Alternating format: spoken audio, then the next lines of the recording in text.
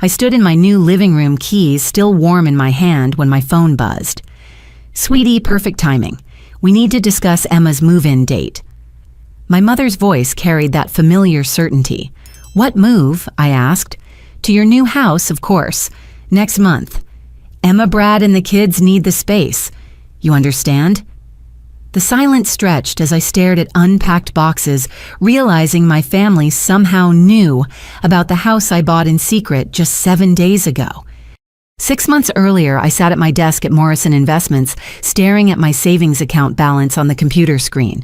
4 years of sacrifice had led to this moment. 4 years of saying no to happy hours, skipping the annual Vegas trips with college friends, and perfecting the art of making 20 different meals from rice beans and whatever vegetables were on sale that week. My cubicle mate Jennifer had just returned from her 3rd European vacation of the year, spreading photos across her desk while complaining about the exchange rate. I smiled and nodded, not mentioning that I'd spent my weekend reviewing mortgage pre-approval documents and researching first-time homebuyer programs. The decision to keep my home purchase secret hadn't come lightly. I loved my family, but 29 years of experience had taught me that my achievements somehow always became opportunities for my older sister Emma. When I got my scholarship to State University, the family dinner celebrating my acceptance turned into a discussion about how I could help tutor Emma's kids when they reached high school. When I landed my job at the investment firm, my promotion dinner became a strategy session for managing Emma's debt. "Family helps family," my mother would say usually while explaining why my success meant I had greater obligations to contribute. Emma had married young, had 3 kids by 25, and somehow every financial struggle they faced became a family emergency that required my involvement.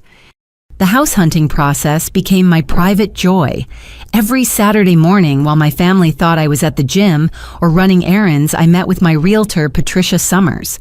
She was a sharp woman in her 50s who understood discretion after I explained my situation. "Honey, I've seen it all," Patricia had said during our first meeting. "You wouldn't believe how many clients need to keep purchases quiet from family members. Your business is your business."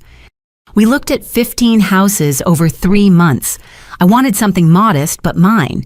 3 bedrooms, 2 bathrooms, a small yard, and most importantly, a home office, where I could work on the freelance consulting projects that supplemented my salary. The winner sat on Maple Street in a quiet neighborhood 25 minutes from my parents' house. Far enough for privacy, close enough to avoid suspicion.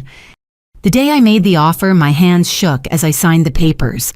Patricia squeezed my shoulder. "This is a big moment, Cassandra. You should be proud." I was proud, but I was also terrified. Not of the mortgage or the responsibility, but of what would happen when my family found out. Still, I pushed forward.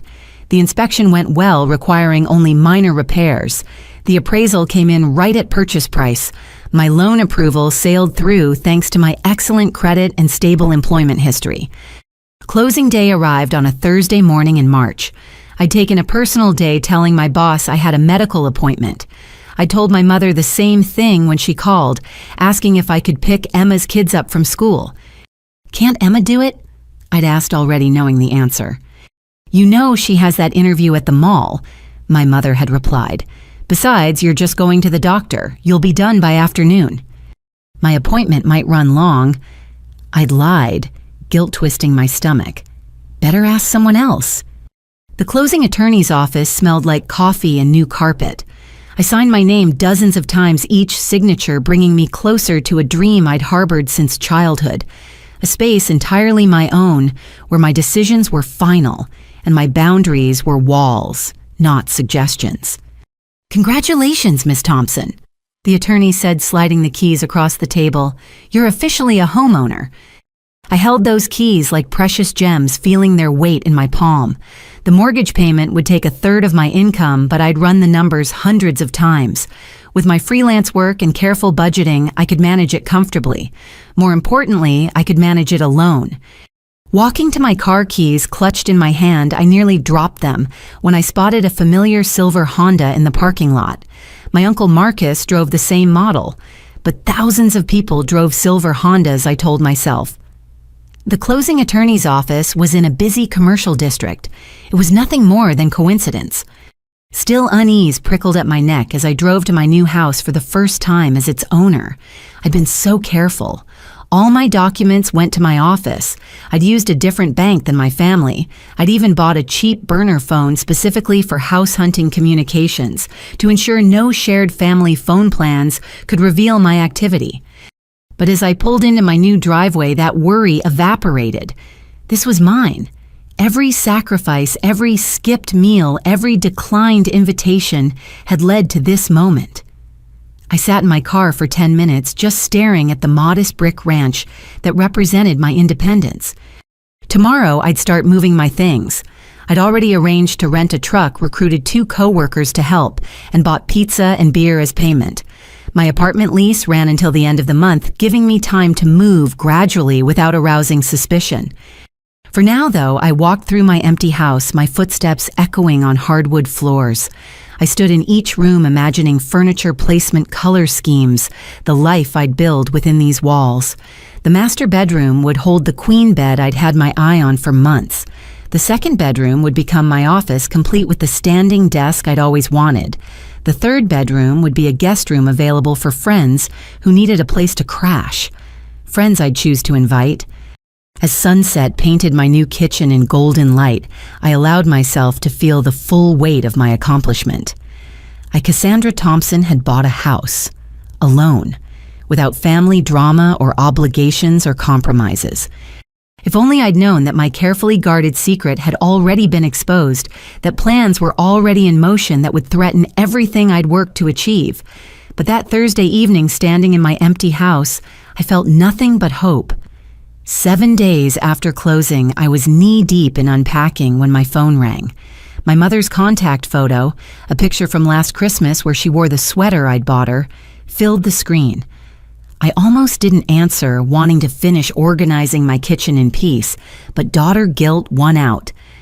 "Hi, Mom," I said, wedging the phone between my shoulder and ear while I unwrapped dishes. "Cassandra, perfect timing.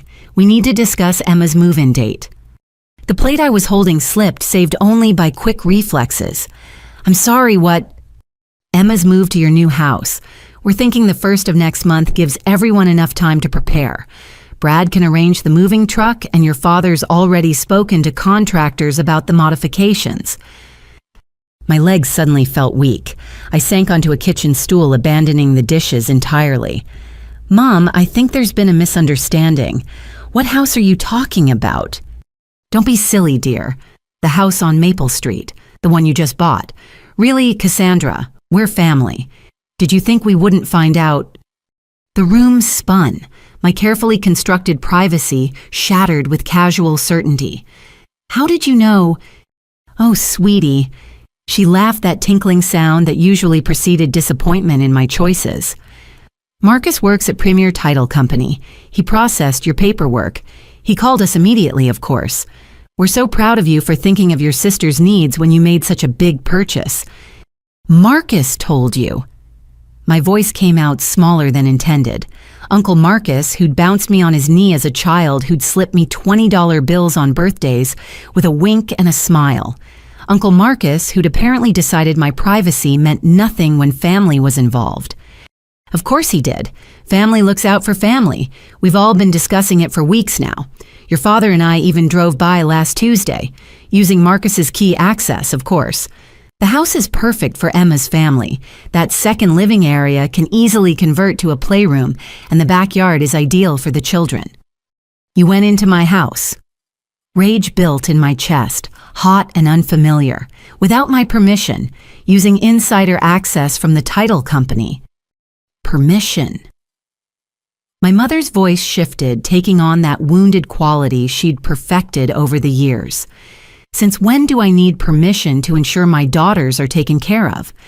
Really, Cassandra, this attitude is exactly why we didn't tell you we knew. You get so defensive about helping your sister." "This isn't about being defensive." I stood pacing my kitchen. "This is about boundaries, about privacy, about the fact that I bought this house with my own money for myself." "For yourself." The disapproval dripped through the phone. A single woman doesn't need 3 bedrooms. Meanwhile, your sister's family of 5 is crammed into that tiny rental, barely making ends meet. I raised you better than this selfishness. It's not selfish to want my own space, to want the home I paid for to be mine. The home you could only afford because you don't have children to support, she countered. Your privilege comes with responsibility, Cassandra. We've already discussed this as a family. Everyone agrees Emma needs this more. Everyone who's everyone. Your father, Aunt Patricia, Uncle Thomas, Grandma Rose before she passed, God rest her soul, would be ashamed of this selfishness. We've all made sacrifices for family. When your father lost his job 15 years ago, did his brother not help? When Emma had complications with Jaden's birth, did you not contribute to the medical bills? That's different. I protested, though the familiar guilt was already creeping in. Those were emergencies. This is my home. And Emma facing homelessness isn't an emergency. She's not facing homelessness. She has a rental. For now, my mother's voice turned ominous. But their lease is up soon, and with rent prices these days. Well, we assumed you'd purchased with them in mind. Why else buy such a large house? Because I wanted space. Because I work from home sometimes. Because maybe someday I'll have my own family. Someday, she scoffed. While your sister's family needs help today, really Cassandra at your age still talking about someday, Emma had 3 children by your age. The comparison stung as intended. Emma made her choices. I've made mine.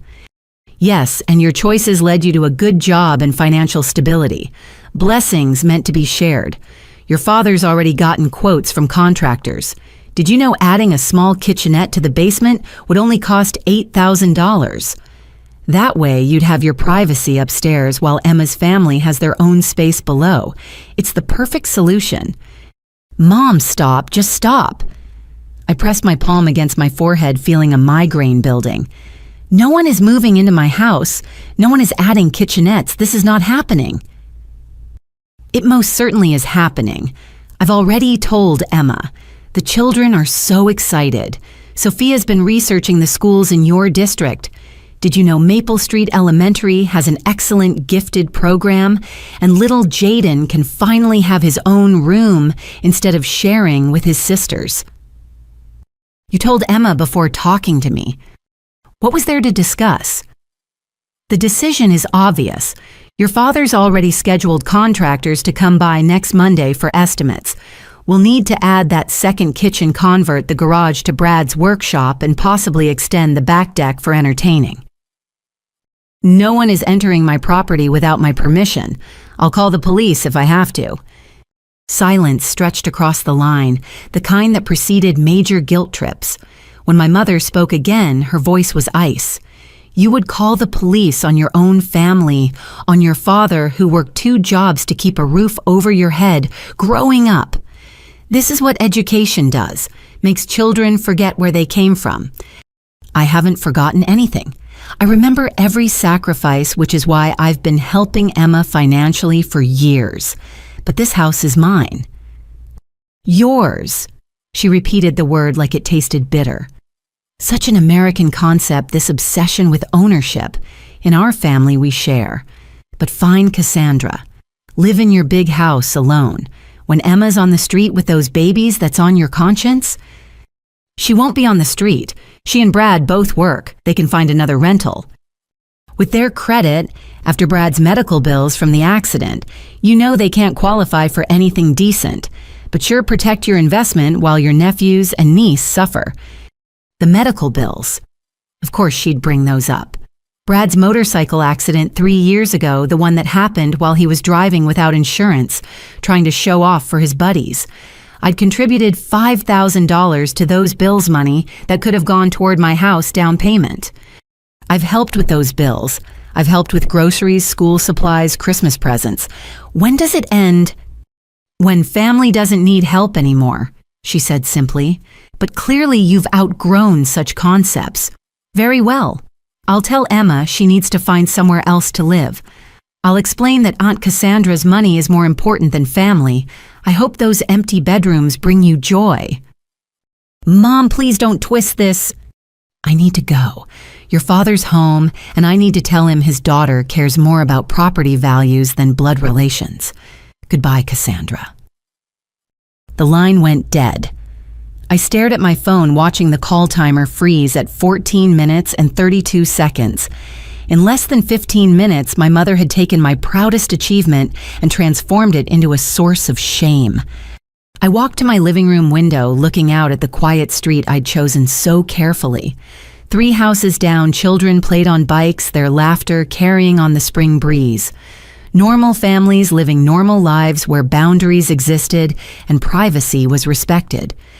My phone buzzed with texts, the family group chat exploding with activity. Emma's message sat at the top. Thanks for nothing, sis. Hope your empty house keeps you warm at night. Below it, Aunt Patricia, shocked and disappointed. This isn't how we raised you. Uncle Thomas, your mother's in tears, happy. I turned off my phone, unwilling to read more. The boxes around me, which had represented new beginnings an hour ago, now felt like evidence of my selfishness. But underneath the guilt lay something stronger: anger. White-hot rage at the violation of my privacy, the assumption of my compliance, the theft of my joy. They'd been in my house, walking through rooms I hadn't even slept in yet, planning renovations to accommodate someone else's family, spending my money in their minds before I'd even unpacked my first box. I thought about calling a lawyer, then dismissed it. What would I say? My uncle, who works at a title company, told my family about my legal purchase. My parents entered my property without breaking in. The violations were ethical, not legal. But the contractors, that was different. I grabbed a notepad, jotting down plans. First thing Monday, I'd change the locks, install security cameras, put up no trespassing signs, make it crystal clear that this house had one owner and she wasn't accepting roommates. The guilt would come in waves, I knew. Years of conditioning didn't disappear overnight. But as I stood in my living room, I made a decision. This house represented more than shelter. It was my declaration of independence, and I'd defend it, family or not.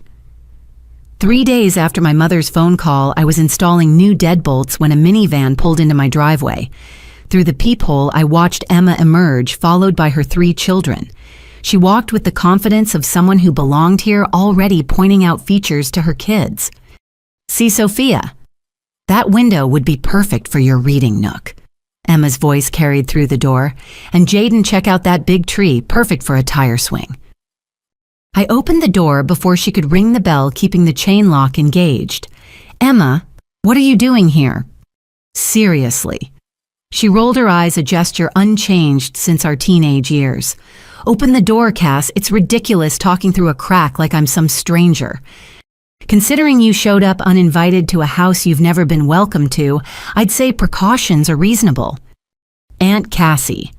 7-year-old Mia waved enthusiastically. Is this really going to be our new house? It's so big. My heart twisted. The children were innocent in this mess, but their presence was clearly calculated. Emma knew I'd never be harsh in front of them. Why don't you kids go play in the front yard? Emma suggested sweetly. Stay where I can see you. Aunt Cassie and I need to talk about boring adult stuff. As they scattered across my lawn, I noticed Jaden immediately testing the strength of my porch railing, while the twins started picking flowers from the bed I'd just planted. The locks are new, Emma observed. Kind of paranoid, don't you think this neighborhood seems safe enough?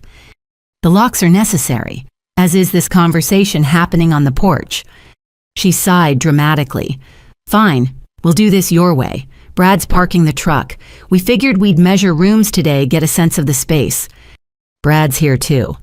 I craned my neck to see a U-Haul turning the corner. You brought a moving truck to my house.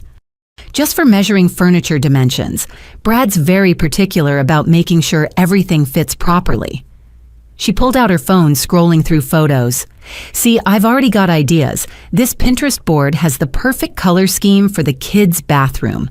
Ocean theme, very soothing. Emma, you're not moving in. She looked up from her phone, tilting her head with practiced confusion. Mom said you were just having a moment, that once you thought about it rationally, you'd realize this makes sense. What makes sense is me living in the house I bought. Right, and you will. Upstairs. We've already discussed it. Brad and I take the main floor with the kids. You get the entire upper level. It's actually more space than your apartment if you think about it. Brad approached tool belt jangling around his waist. He'd gained weight since I'd last seen him, his contractor's tan stark against his white shirt. Cassie, the lady of the manor. He spread his arms wide as if expecting a hug I didn't offer. This place has good bones. That garage has potential. Workshop, maybe a small apartment eventually. Smart investment. An investment I made for myself. Come on now. Brad's smile had an edge. We're family. No need for this mine and yours stuff. Emma told me about the basement idea. I could probably do that kitchenette myself, save you thousands. I'm not adding a kitchenette.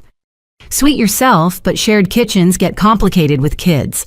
Sophia's got that dairy allergy and Jaden's in a phase where he only eats orange foods. He chuckled like we were sharing a parenting moment. Kids, right? I wouldn't know. Emma's face tightened. No, you wouldn't. Which is exactly why this house is too much for one person. Do you know what our rental is like? 2 bedrooms, 1 bathroom that's growing black mold the landlord won't fix. Jaden sleeps in a closet. Cass, a literal closet we converted. Then report the landlord, force repairs, find a better rental. With what money you think decent places just appear? Everything requires first month, last month security deposits. Credit checks we can't pass because of Brad's medical bills. Medical bills from an uninsured motorcycle accident, I pointed out. Brad's face reddened. That was 3 years ago. How long are you people going to hold that over my head? You people? I raised an eyebrow. You mean the family members who paid those bills? Aunt Cassie. Sophia appeared at the porch steps, her 13-year-old face serious. Mom said I could have the room with the built-in bookshelves. Is that okay? Emma smiled triumphantly. She's already got it all planned out. Straight A student, this one. Needs a quiet space to study. That's wonderful, Sophia, but that room is my office. You have an office at work, Emma countered.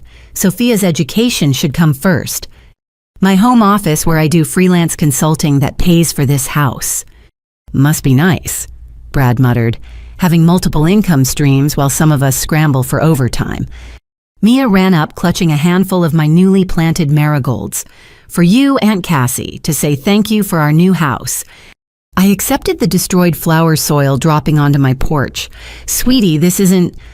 Mom, Jaden called from the tree. This branch is perfect for a swing. Can we put one up today? Emma was already moving toward him. We'll have to ask Aunt Cassie nicely. Maybe if she sees how happy it would make you. I followed her onto the lawn, aware of neighbors watching this spectacle. Mrs. Chen next door pretended to water plants that didn't need it, while across the street, the Johnsons paused their driveway basketball game. Emma, stop. You're confusing the kids. She whirled on me, dropping her sweet act. I'm confusing them. You're the one destroying their hope for a decent home. Do you know what I told them? That Aunt Cassie loves them so much, she bought a house big enough for everyone. That finally they'd have their own rooms, a yard, a good school. You lied to them. I believed in family, stupid me thinking my successful sister would share her good fortune. She gestured at the house. Look at this place. You could fit 3 families here. It's a 3-bedroom ranch, not a mansion. It's a palace compared to what we have, but sure hoard it all for yourself. Just remember this selfishness when you're old and alone. Brad had wandered to my backyard gate, peering over. Decent-sized yard. Needs work, though. I could build a playset, maybe add a deck. Increase property values. Brad stopped planning renovations to my property. He turned his expression darkening. Your property, your house, your money. You sound like every other privileged person stepping on working families. I work 60 hours a week for my privilege. Behind a desk, he scoffed. Try real work sometime, see how far that gets you. Real work like the job you lost last month. The words slipped out before I could stop them. Emma gasped. How did you... We haven't told anyone that... Brad's face went from red to purple. Been spying on us, checking up to make sure we're worthy of your help. Mom mentioned it, I admitted, when she called asking for grocery money, which you refused to send. Emma's eyes filled with tears. On cue, as always. Your own niece and nephews going hungry, but God forbid you help. I sent $500 last month and $300 the month before. Pennies to you. She was shouting now, ensuring the entire neighborhood heard. Do you know what daycare costs, what growing kids eat? That money barely covered a week. Then budget better, or better yet, Brad could find stable employment. Brad stepped toward me, fists clenched. Watch your mouth! Is that a threat on my own property? I pulled out my phone. Please give me a reason to call the police. Mom. The twins ran over, sensing tension. Why is everyone yelling? Emma gathered them close, the perfect picture of maternal protection. No one's yelling babies. Aunt Cassie's just stressed. Moving is hard, and she's not used to sharing. I'm not moving, and neither are you. Sophia had been quiet throughout the exchange, but now she spoke. I already told my friends about the new house, posted about it online. Everyone's excited, I'll finally have my own room. The manipulation was masterful. Emma had weaponized her children's hopes against me, ensuring maximum guilt. Then I'm sorry your mother lied to you. That was cruel of her. Cruel. Emma's voice hit a pitch that made dogs bark. Cruel is having everything while your family struggles. Cruel is empty bedrooms while children sleep in closets. Jaden doesn't sleep in a closet, I said firmly. He has a small room. You're being dramatic. Aunt Cassie. Mia tugged on my shirt, tears streaming. Don't you want us here? I knelt to her level, my heart breaking. Sweetie, I love you, but this is my house where I live. You have your own house with Mommy and Daddy. A dump, Emma spat, with cockroaches and mold and violence on every corner. But sure, send us back there while you enjoy your suburban paradise. Your rental is in a decent neighborhood. Stop exaggerating. Mom says we're moving in next month, Jaden announced. I already told my teacher. I stood slowly, the full scope of Emma's presumption hitting me. You told their schools. The district needed our new address for transfers. The commute from our current place was killing us, 40 minutes each way. Here they could walk. You used my address for school registration. My voice shook. That's fraud. That's illegal. It's practical planning, Brad interjected. The kids deserve decent education. You're going to deny them that too. I'm denying them nothing. Their education is your responsibility, not mine. Emma laughed bitterly. Easy to say when you don't have kids, when you've never had to choose between gas money and lunch money, when your biggest worry is which color to paint your empty rooms. My biggest worry is currently trespassing relatives who won't accept no for an answer. Trespassing. Brad's voice went dangerously quiet. We're trespassing by visiting family. Yes, you weren't invited. You're not welcome. And if you don't leave now, I'm calling the police. Emma gathered her children dramatically. Come on, kids. Aunt Cassie doesn't want us here. Remember this moment, when family meant less than property lines. That's not fair, and you know it. Fair. She whirled at the minivan. Was it fair when I had 3 kids by 25 while you partied through college? Was it fair when pregnancy complications destroyed my career prospects while you climbed corporate ladders? Was it fair that being a good mother meant sacrificing everything while you saved money? We made different choices. Choices.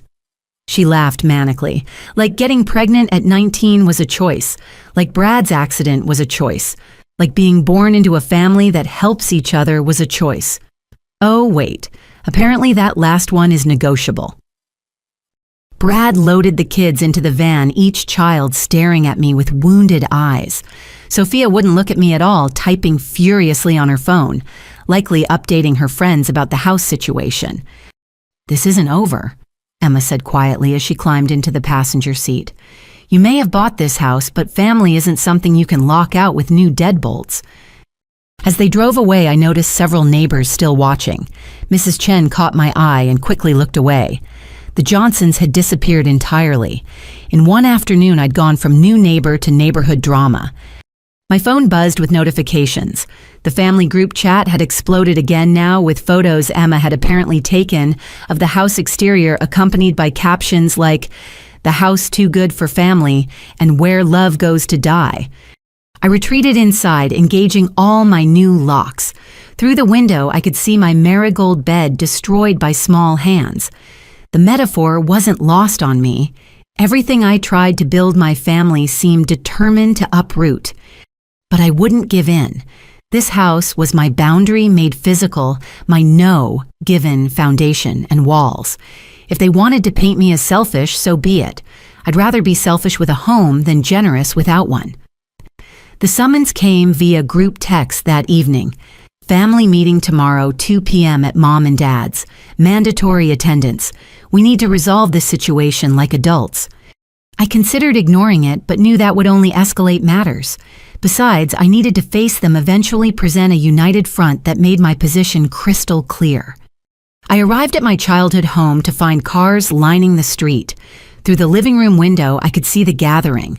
Not just immediate family, but the extended cast of aunts, uncles, and cousins who materialized for major family drama. The moment I walked in, conversation ceased. 20 pairs of eyes turned to me with expressions ranging from disappointment to outright hostility. They'd arranged the furniture in a circle intervention style with one empty chair clearly meant for me, positioned like a defendant's seat. "Cassandra." My father spoke first, his voice heavy with the disappointment he'd perfected over years. "Sit, we need to talk." I remained standing. This feels more like an ambush than a conversation. "Sit down," Aunt Patricia commanded. She'd driven 3 hours for this, her presence indicating the severity of my transgression. "Show some respect." I perched on the chair's edge, purse in my lap, keys in hand, ready to bolt if necessary. My mother stood in the center, a tissue already pressed to her eyes. "We're here because we love you, Cassandra. This selfishness isn't who you are." "Buying a house isn't selfish." "Let her finish," Uncle Thomas interrupted. "You'll have your turn." My mother continued, voice trembling with practiced emotion. "When you were 5, you gave your favorite doll to Emma because hers broke. You've always been generous, caring. What happened to that little girl?" "She grew up and bought a house," I said flatly. Cousin Michael snorted. "Must be nice having money to throw around." "I work for my money, just like everyone else here." "Not everyone here has your opportunities," Aunt Patricia interjected. "Some of us understand struggle. Family helps family through struggle." Emma sat beside Brad, both dressed in their Sunday best, a calculated move to appear respectable and desperate simultaneously. The children were absent, likely with a babysitter removing their emotional manipulation from the equation. Since Cassandra wants to be technical about this, my father pulled out a manila folder. "Let's review facts. Emma and Brad pay $1,200 monthly for substandard housing. The schools are failing. The neighborhood has crime issues. Their lease ends in 6 weeks. Meanwhile," he continued, flipping pages, "Cassandra purchased a 3-bedroom, 2-bath home with a full basement and 2-car garage. Her mortgage, according to public records, is $1,600 monthly. You researched my mortgage." I couldn't hide my shock. "Public information," Uncle Marcus said smugly. "Title company connections have benefits." "That's a violation of..." "Of what?" he challenged. "Looking up publicly available data, please. You want privacy while your family suffers." "I'm not suffering," I insisted. "I'm living within my means." "Your means," Aunt Patricia spat the words, "while Emma's family drowns. How very American of you." "We're all American," I pointed out, "born and raised." "Some of us remember our values despite that," she retorted. "Family first, always." Brad cleared his throat. "Can I say something? As the man trying to provide for my family..." He paused for effect. "I work construction. Hard, honest work. But one injury sidelined me for months. Medical bills destroyed our credit. Now I'm back working harder than ever, but the damage is done. Every rental application gets rejected. Every loan denied. Have you tried everything? Emma interrupted. Credit repair companies, debt consolidation, side jobs. Nothing works fast enough. In 6 weeks, we could be homeless. But sure, Cassandra needs 3 bedrooms for her throw pillows. That's not fair. Fair. My mother's voice rose. Was it fair when Emma helped you through college babysitting professors' kids for free so you could study? Was it fair when she gave you her car when yours died senior year? Her car that I paid to fix and maintained for 2 years after, I reminded them. Always keeping score. My father shook his head. This is what education does. Teaches children to put price tags on love. Speaking of price tags, Uncle Thomas pulled out his phone. I've been running numbers. If Cassandra took Emma's family and split utilities and groceries, she'd actually save money.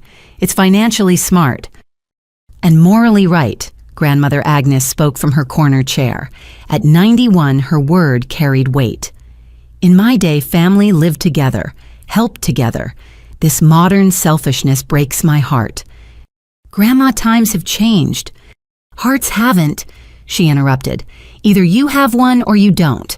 Right now, I'm not sure about yours. The room murmured agreement. I felt like a butterfly pinned to a board examined and found lacking. Let me propose something. Cousin Diana stood. She worked in real estate, the family's success story, before me. What if we formalize this arrangement, draw up a lease agreement? Emma's family pays rent, contributes to utilities, everything legal and above board. I've already drafted something. Uncle Marcus produced papers from nowhere. Standard lease, $800 monthly, below market but fair. Shared spaces, defined responsibilities, protects everyone. They'd planned this thoroughly. Every angle covered, every argument anticipated. I was fighting a war they'd already mapped. The issue isn't paperwork, I said carefully. It's boundaries, privacy, the right to decide who lives in my home. Your home bought with privilege, Aunt Patricia countered. Good job, no kids, no real responsibilities. Some of us sacrifice for family. You sacrifice nothing. I've given thousands. Money.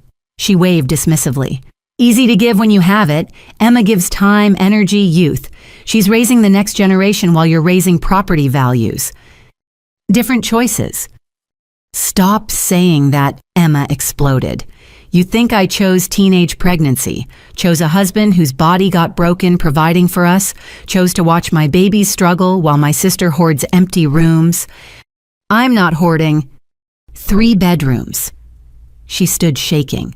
1 person, 3 bedrooms. It's obscene, wasteful, selfish beyond comprehension. What's selfish, I stood to matching her energy, is assuming you're entitled to someone else's achievements. I saved for years. While I raised children, your choice. Family's children, my mother interjected. Those babies are everyone's responsibility. It takes a village. Then let the village rent them a house. I'm not a village. I'm one person who bought 1 house for herself. For herself, my father repeated slowly. There it is, the American poison. Individual over collective, self over family. It's not poison to want privacy. Privacy from what? Uncle Thomas demanded. What are you doing that requires such privacy? What are you hiding? The accusation hung heavy, implying terrible secrets where none existed. I simply wanted space to breathe, to exist, without judgment or obligation. But how could I explain that to people who'd fused their identities so completely? I'm not hiding anything, I just want to live alone. Want. Grandmother Agnes sighed. So many wants. Emma wants a safe home for her babies. You want solitude. Whose want matters more? Both can matter without me providing Emma's housing. How, my mother demanded. With what money? What options you have solutions that don't exist? Brad pulled out his phone. Want to see our rental? The mold? The peeling lead paint? The windows that don't lock properly? He swiped through photos designed to horrify. This is where you're sending us back to. I'm not sending you anywhere. Your housing isn't my responsibility. Responsibility? Emma laughed bitterly. You always loved that word. So responsible with your homework, your job, your savings. Where's your responsibility to family? Where's your responsibility to yourself? I countered. To your own family. Why is everyone else supposed to solve your problems? Because that's what family does. The room erupted in agreement voices overlapping in condemnation of my selfishness. Enough. My father's voice silenced them. Cassandra, I'll make this simple. You have 1 week to reconsider. Either Emma's family moves in with proper agreements or you're no longer welcome here. You're giving me an ultimatum. I'm giving you a chance to remember who you are, who we raised you to be. You raised me to work hard and be independent. We raised you to care about family. My mother was crying now, real tears. To share blessings, to lift others up, not to step on them while climbing your ladder. I've never stepped on anyone. No. Emma pulled out her phone. Should I read the texts where you called Brad lazy, where you said I should have made better choices, where you mocked our struggles while sitting in your empty castle, sao, inits, sampintie? I didn't remember those texts, but in frustration, I might have vented to someone. The betrayal of private conversations being weaponized stung. Private conversations taken out of context. Context. She scrolled dramatically. Here's context. Emma needs to stop having kids she can't afford. That's what you really think, isn't it? That we're just irresponsible breeders ruining your perfect life. I never said breeders. Might as well have. She pocketed her phone. Message received loud and clear. We're burdens, mistakes, problems you shouldn't have to solve. You're twisting everything. Are we, Aunt Patricia stood, or are we finally seeing clearly you got yours so forget everyone else? The American dream in action. This is emotional manipulation. This is family trying to survive. My mother collapsed into her chair. But clearly we've lost you to materialism, to selfishness, to the world that says things matter more than people. My house isn't just a thing. No, it's a monument to your greed. Uncle Thomas gathered his coat. I've seen enough. When she comes begging for help someday, remember this moment. One by one, they stood to leave. Each exit came with parting shots. Disappointed, but not surprised. Aunt Patricia, your grandfather would be ashamed. Uncle Marcus, hope those empty rooms keep you company. Cousin Michael, money can't buy character. Cousin Diana, soon only my parents, Emma's family, and I remained. The silence stretched until Brad broke it. For what it's worth, we would have been good tenants, quiet, clean, respectful of your space. While converting my garage and adding kitchenettes, he shrugged.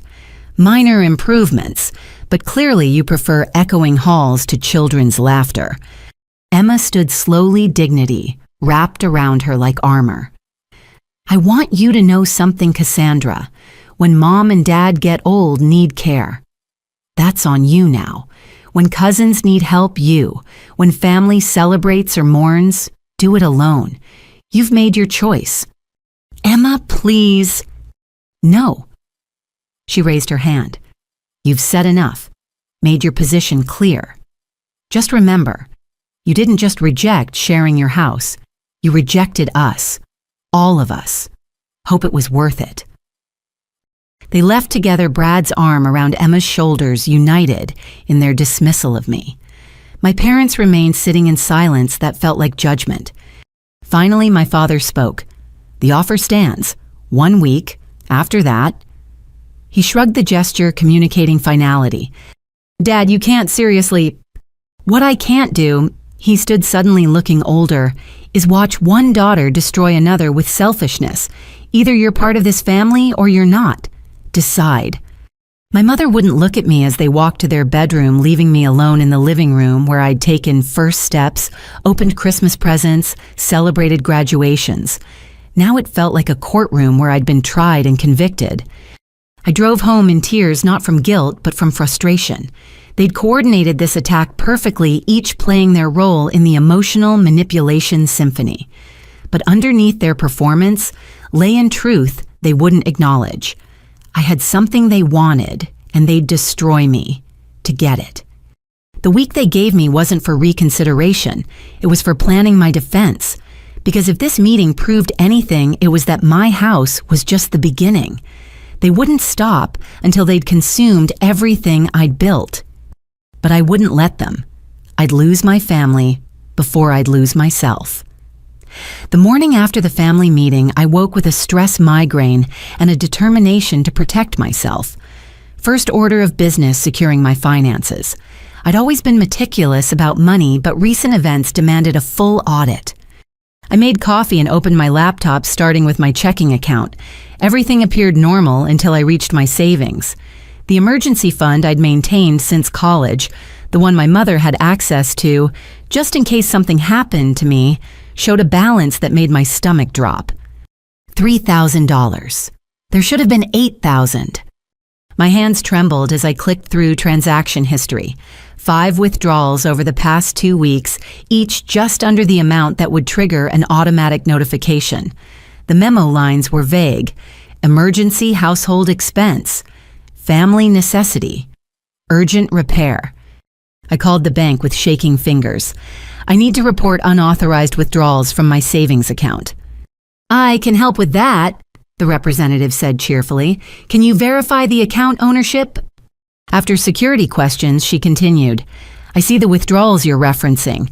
However, they were made by an authorized user on the account, Margaret Thompson, my mother, but she didn't have permission for these specific withdrawals. I understand your frustration, but as an authorized user, she has full access. These aren't considered unauthorized transactions. Can I remove her immediately? Of course. Would you like to remove Margaret Thompson's access to all accounts? All accounts. My throat tightened. What other accounts does she have access to? The clicking of keys filled the silence. It appears she's listed on your savings secondary checking and your investment account. My investment account. I barely breathed the words. That account held my freelance earnings earmarked for home repairs and improvements. Yes, though, I don't show any recent activity there. Shall I remove her from all accounts? Yes, immediately. And please send me all statements for the past 6 months.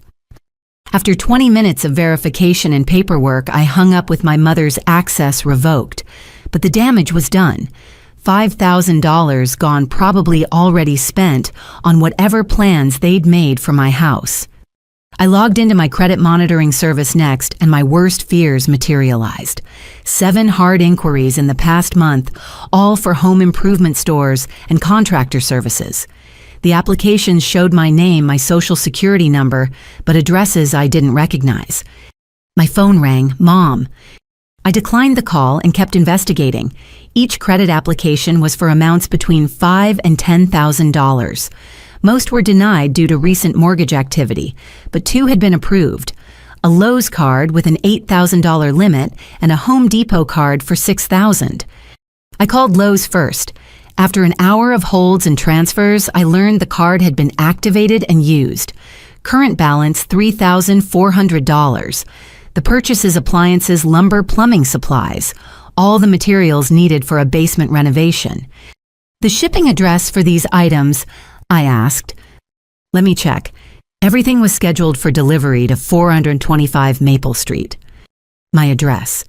They were having renovation supplies delivered to my house. The audacity took my breath away. Home Depot told a similar story. $2,000 in charges for kitchen fixtures, paint, and carpeting. Delivery scheduled for next Monday. I spent the next 3 hours on the phone, canceling cards, filing fraud reports, placing credit freezes. Each call revealed new violations. My mother had used her access to gather every piece of financial information needed to impersonate me. Between calls, texts flooded in. Mom, the bank called about some confusion. Call me. Emma, whatever you're doing with the credit card, stop. We need those supplies. Dad, your mother is trying to help. Stop overreacting. Brad, really canceling orders. Those materials were for your house value. I ignored them all, focusing on damage control. By noon, I'd compiled a list that made me nauseated. 5,000 stolen from savings. 3 credit cards fraudulently opened. 5,000 in fraudulent charges. 2 contractor estimates in my name. 1 loan application denied for basement renovation. My doorbell rang as I was scheduling a legal consultation. Through the peephole, I saw a contractor's truck in my driveway and 2 men at my door. Can I help you? Peterson Construction. The older man smiled. We're here for the preliminary walkthrough. Mrs. Thompson scheduled it. No, Mrs. Thompson lives here. You have the wrong address. He checked his tablet. 425 Maple Cassandra Thompson Basement Renovation and Kitchen Addition. I didn't schedule this. There's been a misunderstanding. Look, lady, we drove 40 minutes. The deposit's been paid. We need to at least measure. No one's entering my home. I didn't hire you. I didn't pay a deposit. He showed me the tablet. There it was. A contract with my electronic signature, one I'd never made. Deposit paid from the Lowe's card. This is fraud. That's not my signature. Lady, I don't know what family drama you got going on, but we did the work to get here. Someone's paying for our time. Bill Margaret Thompson. I provided my parents' address. She's the one who hired you. They left grumbling, but I knew this was just the beginning. How many other contractors had deposits? How many other financial landmines waited? My laptop dinged with an email notification from my mortgage company. Subject line, regarding your recent refinance inquiry. I hadn't made any refinance inquiry. The email detailed a phone conversation with someone claiming to be me, asking about cash-out refinancing options to help family members with housing. They'd had enough information to get deep into the process before the representative requested additional verification. My phone rang again, this time Emma. Against my better judgment, I answered, What? Don't what me, she screeched. Mom's in tears. Dad's threatening to disown you. What kind of daughter files fraud charges against her own mother? The kind whose mother stole $5,000 and committed identity theft. She didn't steal anything. That money was for your house improvements, to help get everything ready for us. You should be grateful. I hung up and blocked her number, then my father's, then the family group chat. One by one, I severed digital ties to people who'd proven they saw me as nothing more than a resource to exploit. But the financial violations continued revealing themselves. My employer called that afternoon. Someone had contacted HR posing as me, requesting that my direct deposit be changed to a different account. Fortunately, our HR department required written authorization, but the attempt was documented. We're concerned about potential identity theft, my supervisor said carefully. Is everything all right? I gave her the sanitized version. Family member with outdated financial access causing problems. She suggested I take a few days off to sort things out, which I gratefully accepted. The next morning brought new discoveries. My car insurance had received a call about adding additional drivers to my policy, Brad and Emma. My health insurance had fielded questions about adding dependents. Even my cell phone provider had been contacted about adding lines to my account. Each call revealed the same pattern: someone with extensive knowledge of my personal information, attempting to intertwine Emma's family with my financial life. The groundwork for making me financially responsible for them, whether I agreed or not. I hired a lawyer that afternoon. Elizabeth Hartley specialized in family financial disputes, and her office walls displayed favorable judgments like trophies. Family identity theft is more common than people think, she said, reviewing my documentation. The emotional manipulation makes victims hesitant to prosecute, but what your family's done crosses multiple legal lines. What are my options? Criminally, you could press charges: identity theft, fraud, attempted grand larceny. Your mother could face jail time. The words hit like physical blows. I don't want her in jail. I just want this to stop. Then we go civil. Restraining orders, cease and desist, letters, financial separation orders. We can also sue for damages. The stolen funds, credit damage, emotional distress. Would that work? The evidence is overwhelming, but she leaned forward. Family cases get ugly. They'll paint you as rich, selfish, abandoning family in need.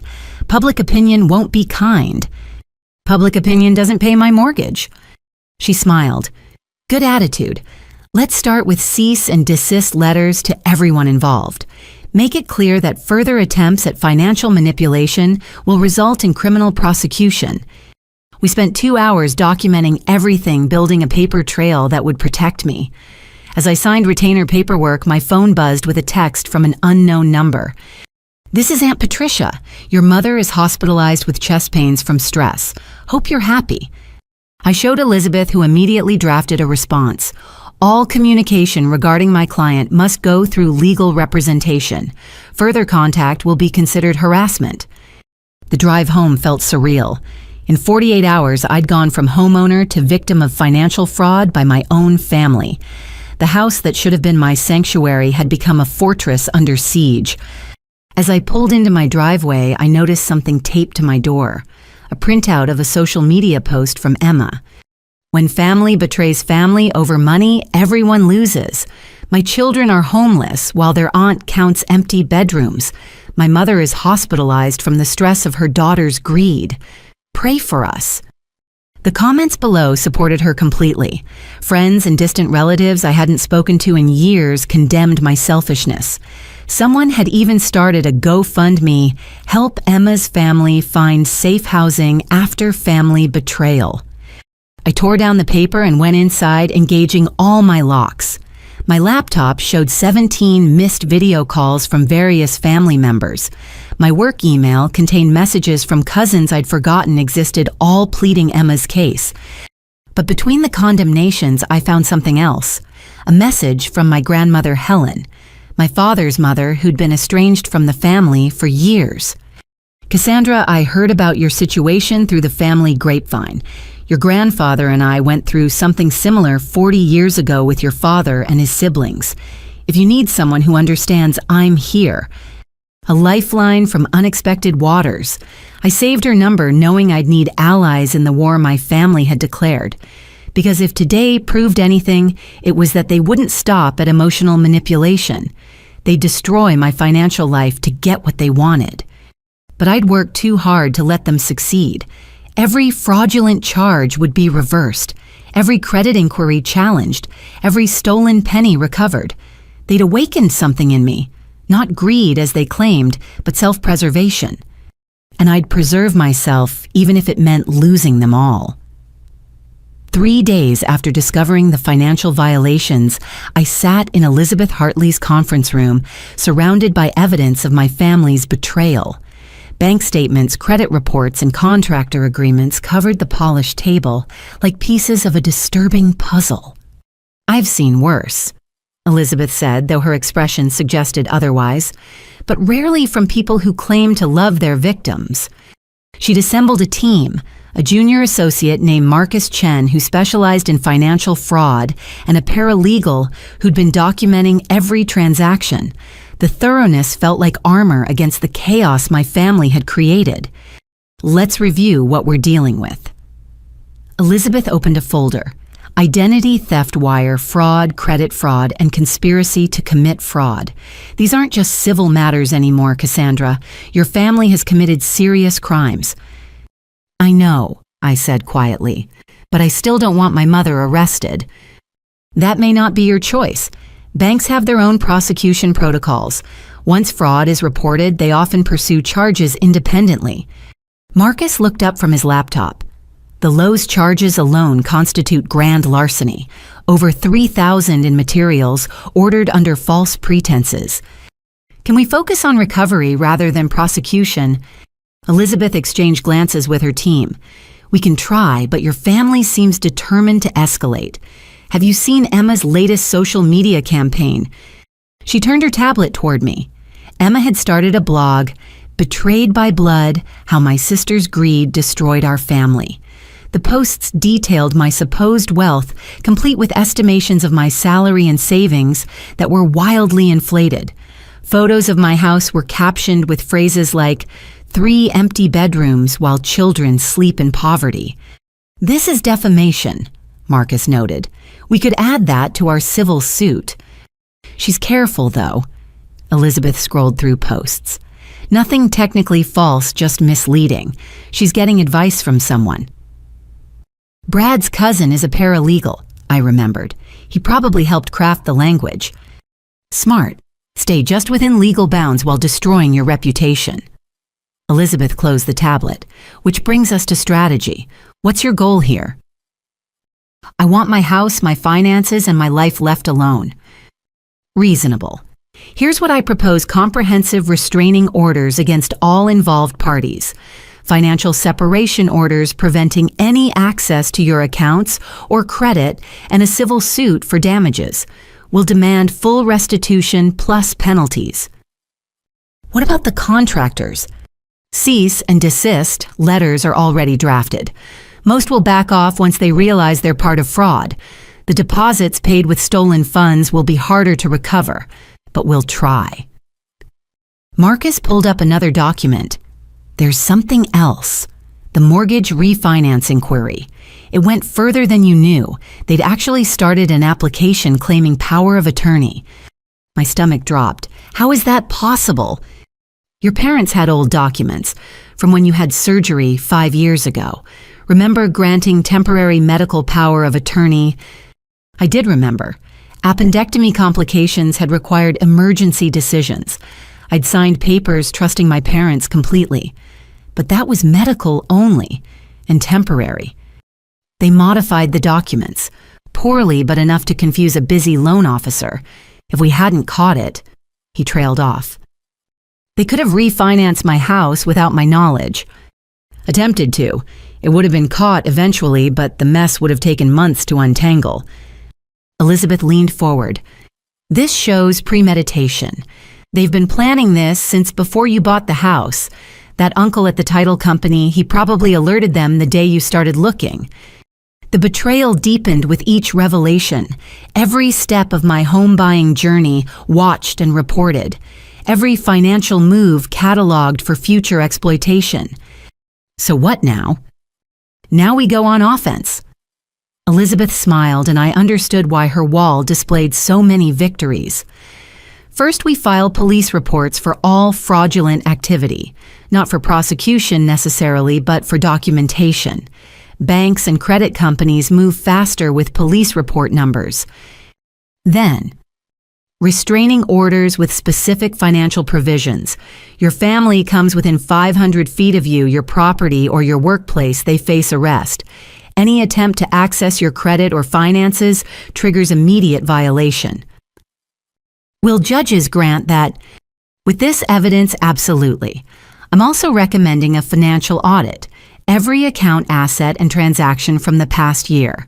We need to ensure they haven't accessed anything else. Marcus typed rapidly. Already started. Your 401k is clean. Investment accounts show no unauthorized access beyond the recent attempts. But, he hesitated. What? Your parents claimed you as a dependent on their taxes last year. What I haven't lived with them in 7 years doesn't matter. They claimed you provided less than half your own support due to their assistance. Saved them about $3,000 in taxes. That's tax fraud. Add it to the list. Elizabeth made another note.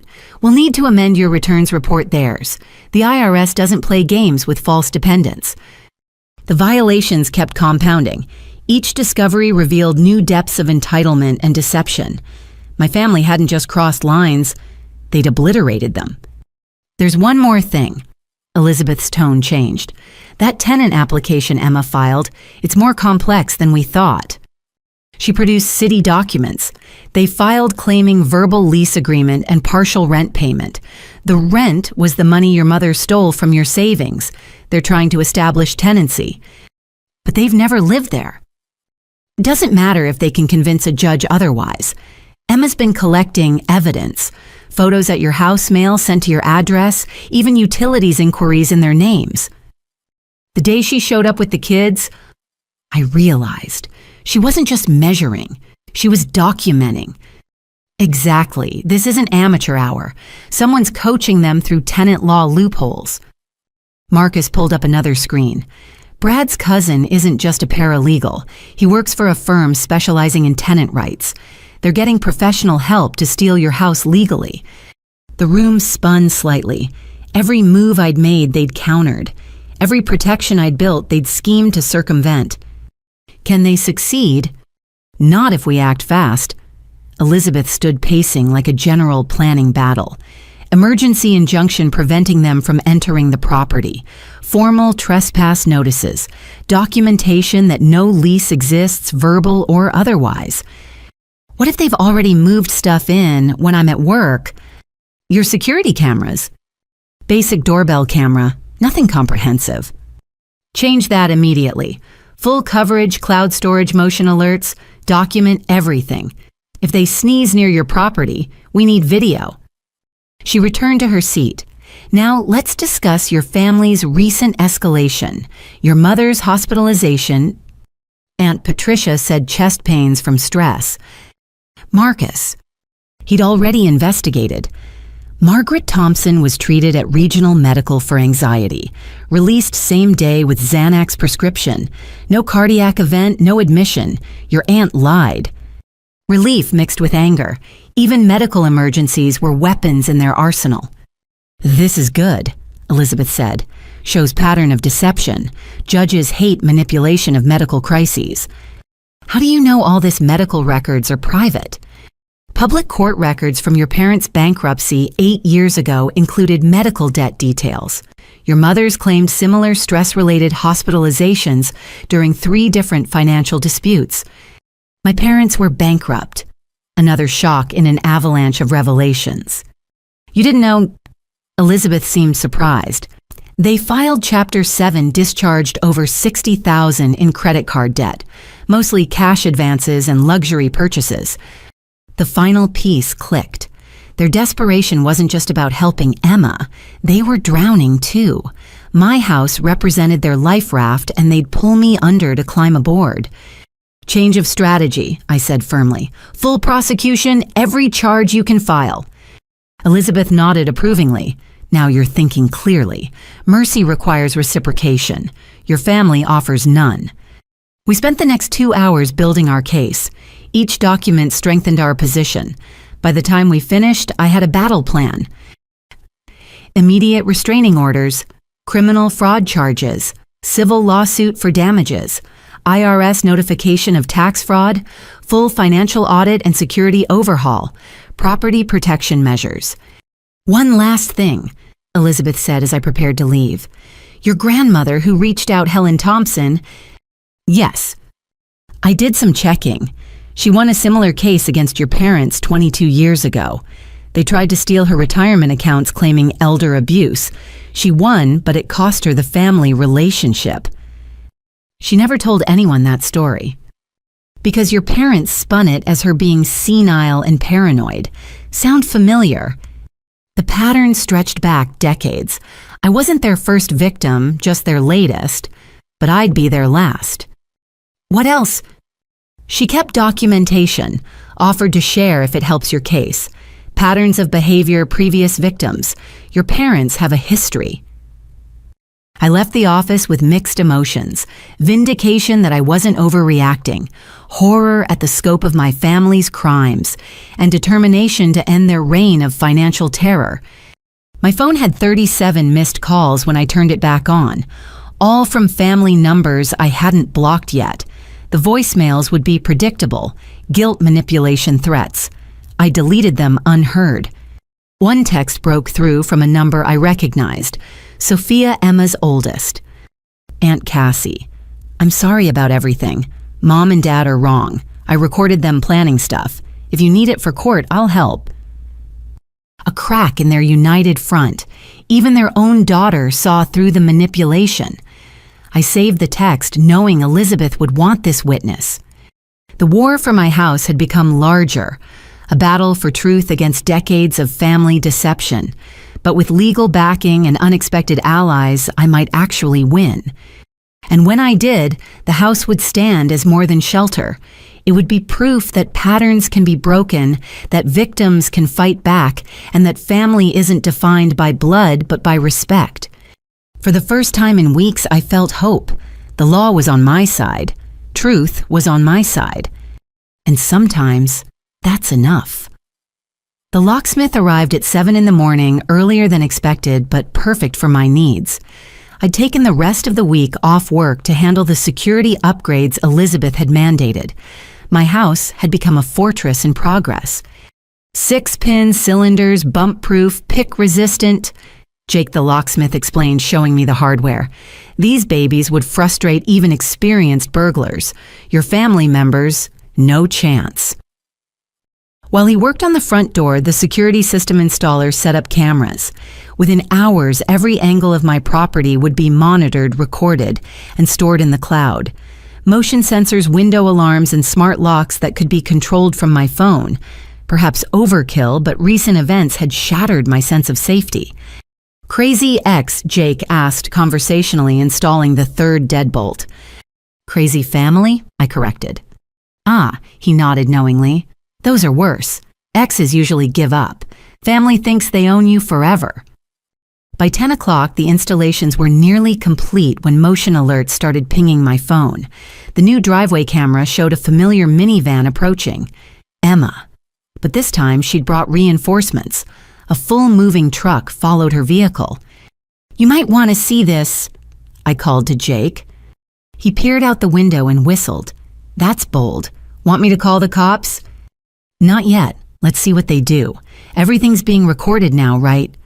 Every pixel, the security installer confirmed. HD quality audio included if they're within range.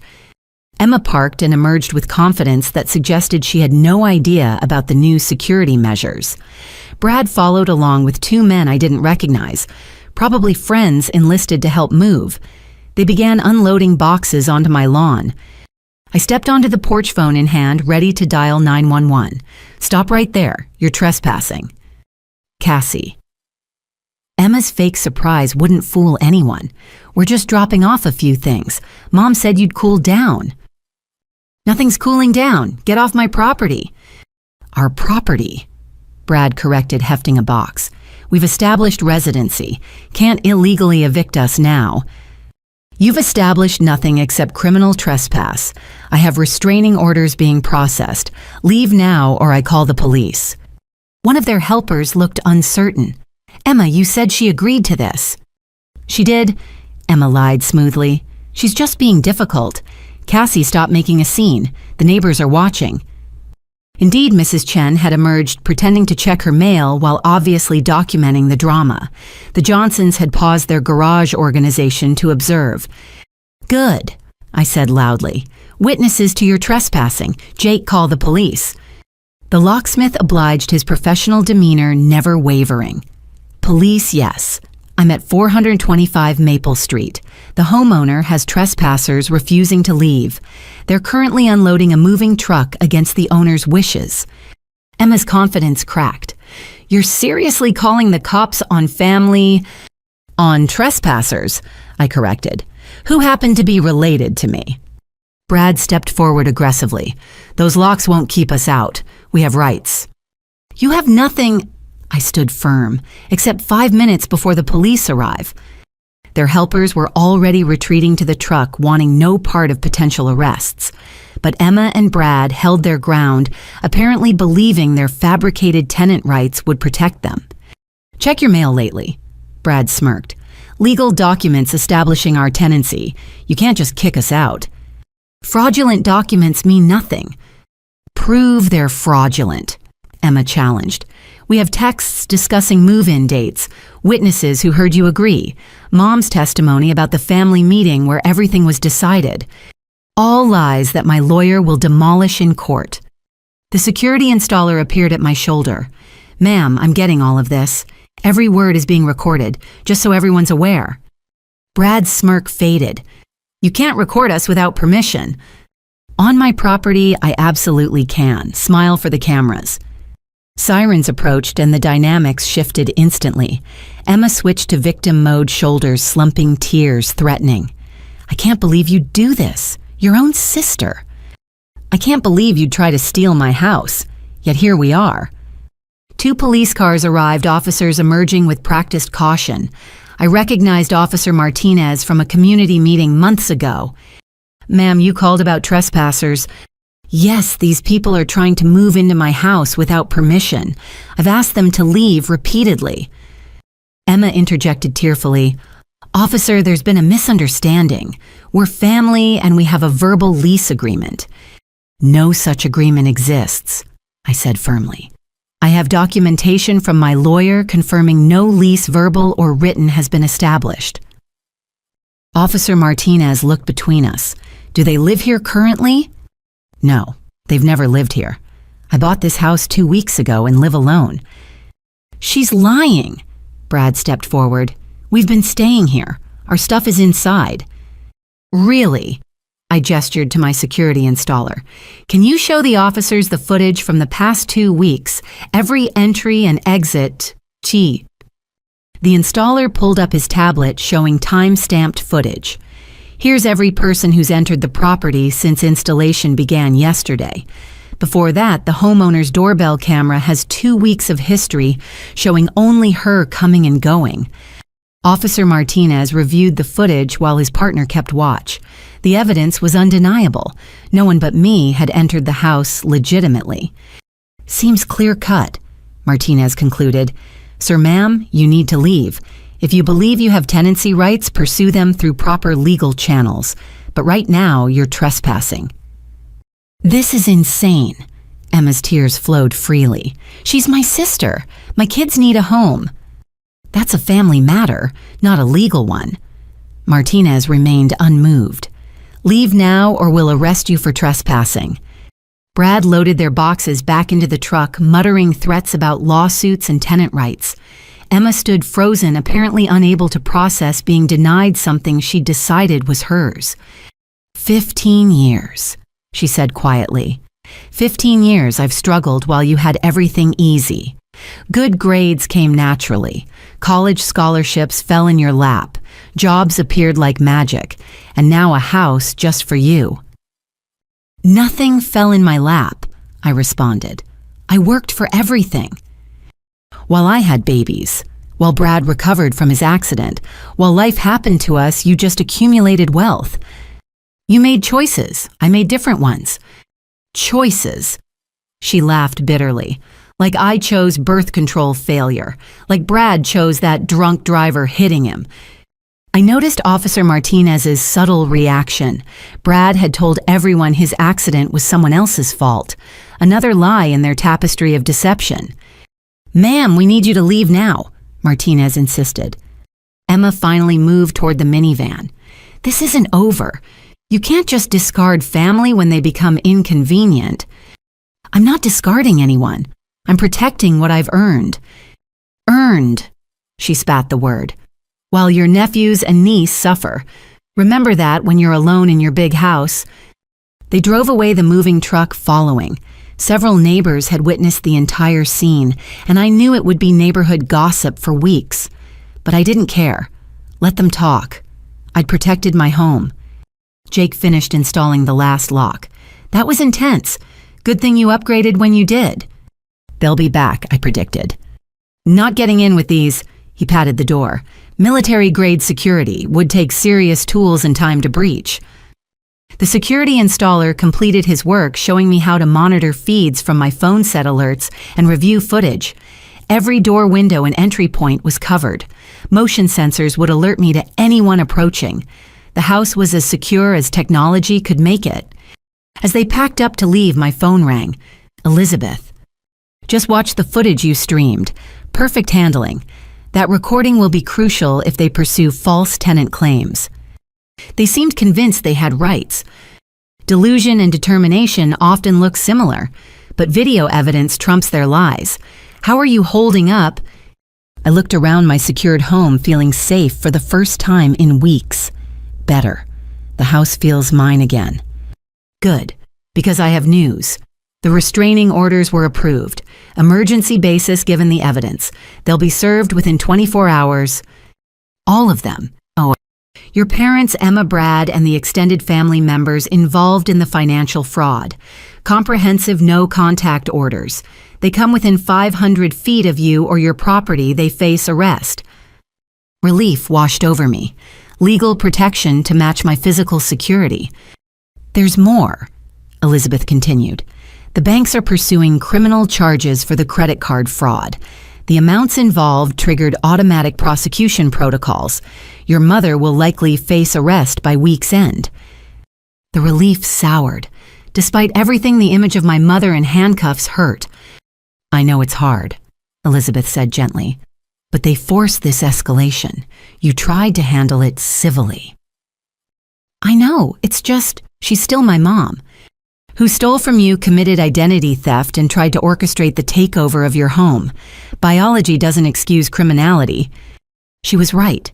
The woman who'd raised me had become someone willing to destroy me for money.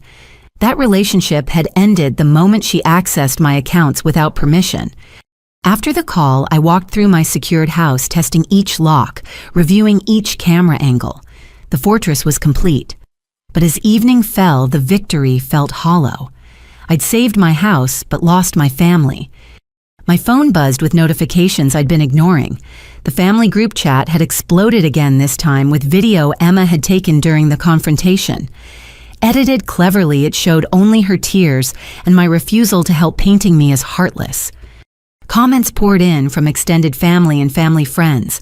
People who'd known me since childhood now called me selfish, cruel, ungrateful. Emma's GoFundMe had raised $3,000 from sympathetic strangers who believed her version of events. But between the condemnations, a private message appeared, from Sophia again. Aunt Cassie, I saw the whole thing from the truck. Mom made me stay hidden. She lied to those guys helping us. Said you'd agreed to everything. I'm sorry. If you need me to tell the truth, I will. A teenager showing more integrity than her parents. I saved this message too, evidence of the truth beneath Emma's performance. The house stood secure around me. Locks engaged, cameras, rolling alarms set. I'd won this battle. But as night fell on Maple Street, I wondered if any victory was worth losing everyone I'd grown up loving. Then I remembered the theft, the lies, the attempted takeover of my life. They'd lost me long before I'd locked them out. I was just the only one honest enough to admit it. Monday morning arrived with the kind of crisp clarity that usually energized me for the work week. But as I sat in Morrison Investments' parking lot staring at the building where I'd built my career, an unfamiliar anxiety churned in my stomach. The events of the past 2 weeks had shaken more than just my family relationships. They'd leaked into every aspect of my life. I'd barely settled at my desk when Jennifer, my cubicle neighbor, gave me a look that confirmed my fears. "Rough weekend?" she asked with false casualness. "You could say that." I powered up my computer, hoping to avoid discussion. "Your mom seems sweet," she continued, "very concerned about you." My fingers froze over the keyboard. "My mother called you—" "Not me, HR, but walls are thin and Deborah's voice carries when she's upset." Jennifer leaned closer, voice dropping to a whisper. "Is it true you're having some kind of breakdown hoarding disorder or something?" "What?" The word came out louder than intended, drawing glances from nearby desks. "Your mom told Deborah you bought a house way beyond your means and now refuse to let anyone help you. Said you've become paranoid, changing locks, installing cameras, thinking everyone's out to get you." The blood drained from my face.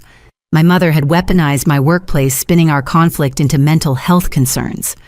It's complicated family stuff, not a breakdown." Jennifer's sympathy looked genuine but tainted with doubt. "Sure, of course. Just, if you need help." "I need to check my email." I cut her off, turning firmly to my screen. But the damage was spreading. Throughout the morning, colleagues who usually chatted at the coffee station gave me wide berths. Conversations halted when I approached. By lunch, I'd received 3 different concerned messages from coworkers offering support for my difficult time. My desk phone rang at 2 o'clock. "Cassandra, please come to my office." Richard Brennan, my direct supervisor, sounded carefully neutral. The walk to his corner office felt like approaching execution. Through the glass walls, I could see Deborah from HR already seated, her expression professionally compassionate. "Sit, please." Richard gestured to the chair across from his desk. "We need to discuss some concerns that have been raised." By my mother, I couldn't keep the bitterness out. Deborah shifted uncomfortably. By someone claiming to be your healthcare proxy, yes. She called quite distressed about your mental state. She's not my healthcare proxy. She has no authority to discuss my anything. She provided documentation. Deborah produced papers I recognized with sinking heart. The medical power of attorney from my appendectomy 5 years ago. This seems to indicate otherwise. That was temporary, for emergency surgery. It expired years ago.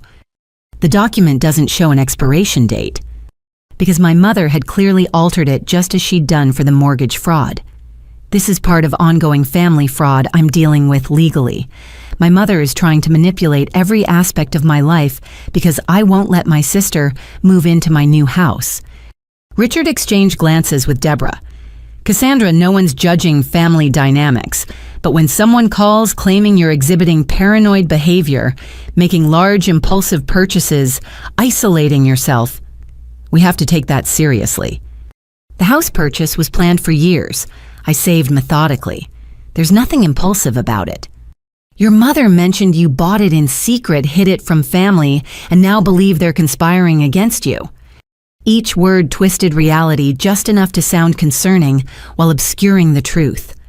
My mother had learned to weaponize therapeutic language, making my reasonable boundaries sound like symptoms.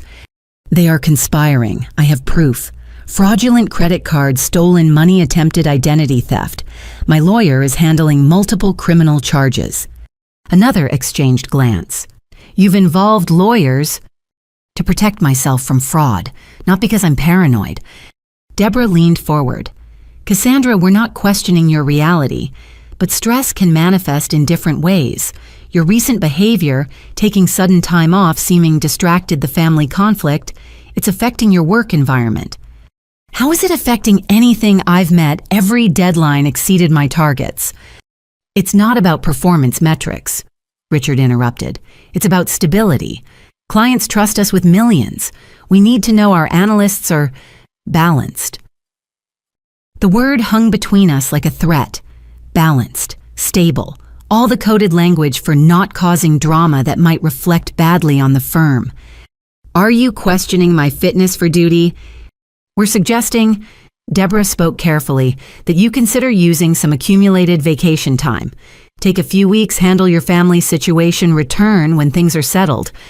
Forced leave. Suggested leave, with pay. We value you, Cassandra, but we also need to protect the firm's interests." From what my mother's lies, Richard's expression hardened.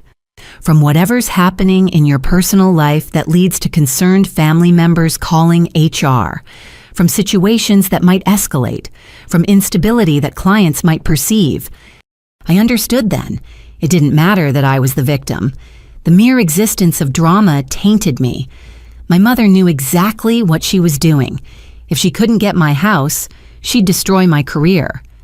"How long?" 2 weeks minimum, longer if needed. Deborah will help you transition your current projects." "This is unfair. I'm being punished for being victimized." "You're being given time to resolve personal matters," Deborah corrected. "Many employees would appreciate such flexibility." But I heard the subtext. Take the leave gracefully or face worse. Corporate politics demanded smooth surfaces, and I'd become distinctly rough. I returned to my desk in a daze, mechanically forwarding files, while Jennifer pretended not to watch. 2 weeks of forced leave meant 2 weeks without income beyond base salary. No commission, no bonuses.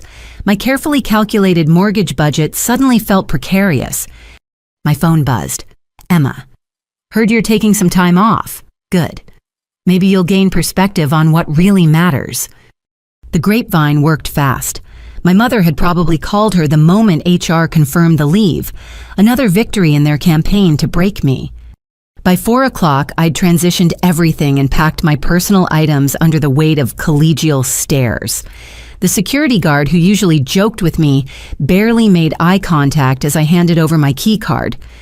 2 weeks, he asked quietly. At least. Sorry to hear that. You're one of the good ones. But good ones didn't have family drama infiltrating their workplace. Good ones maintained the facade of stability that corporate culture demanded. I sat in my car boxes of personal items in the back seat and finally allowed tears to fall.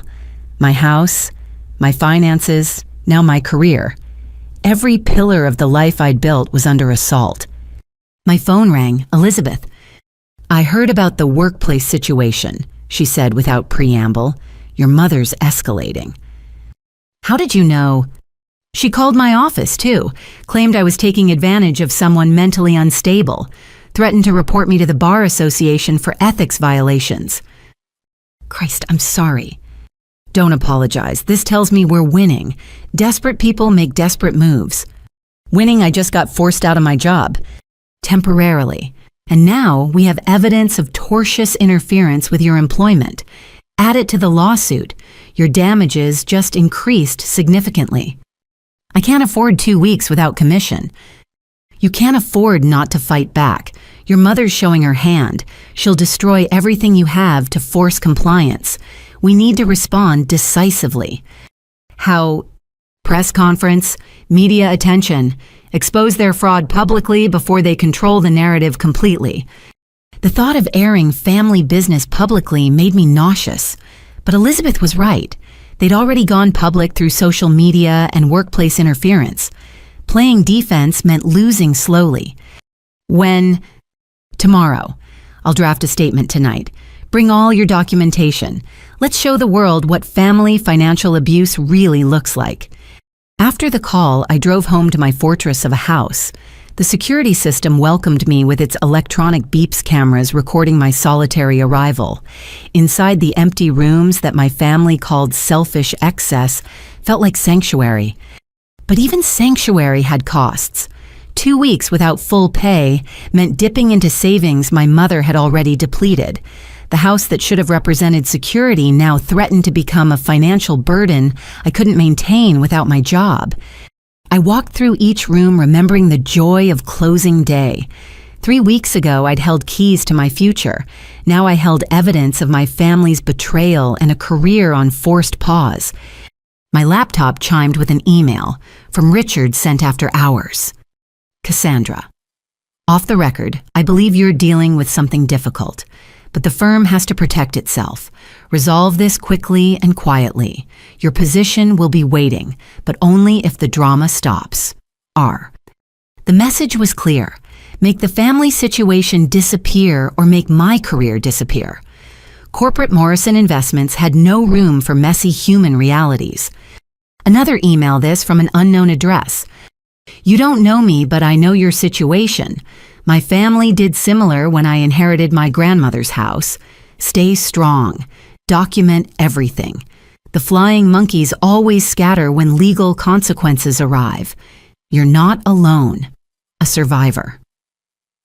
A tiny light in the darkness. Somewhere someone else had faced this battle and won. I spent the evening organizing documents for tomorrow's press conference.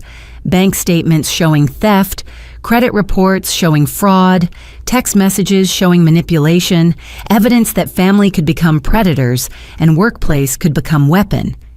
As midnight approached, I stood in my home office, the room Emma had promised Sophia without my permission. Tomorrow I'd go public with the ugliest truth, that sometimes family love was just dressed up greed, and protecting yourself meant burning bridges others expected you to cross while being robbed.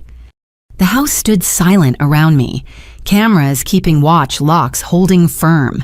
I'd lost my family and potentially my career, but I still had truth.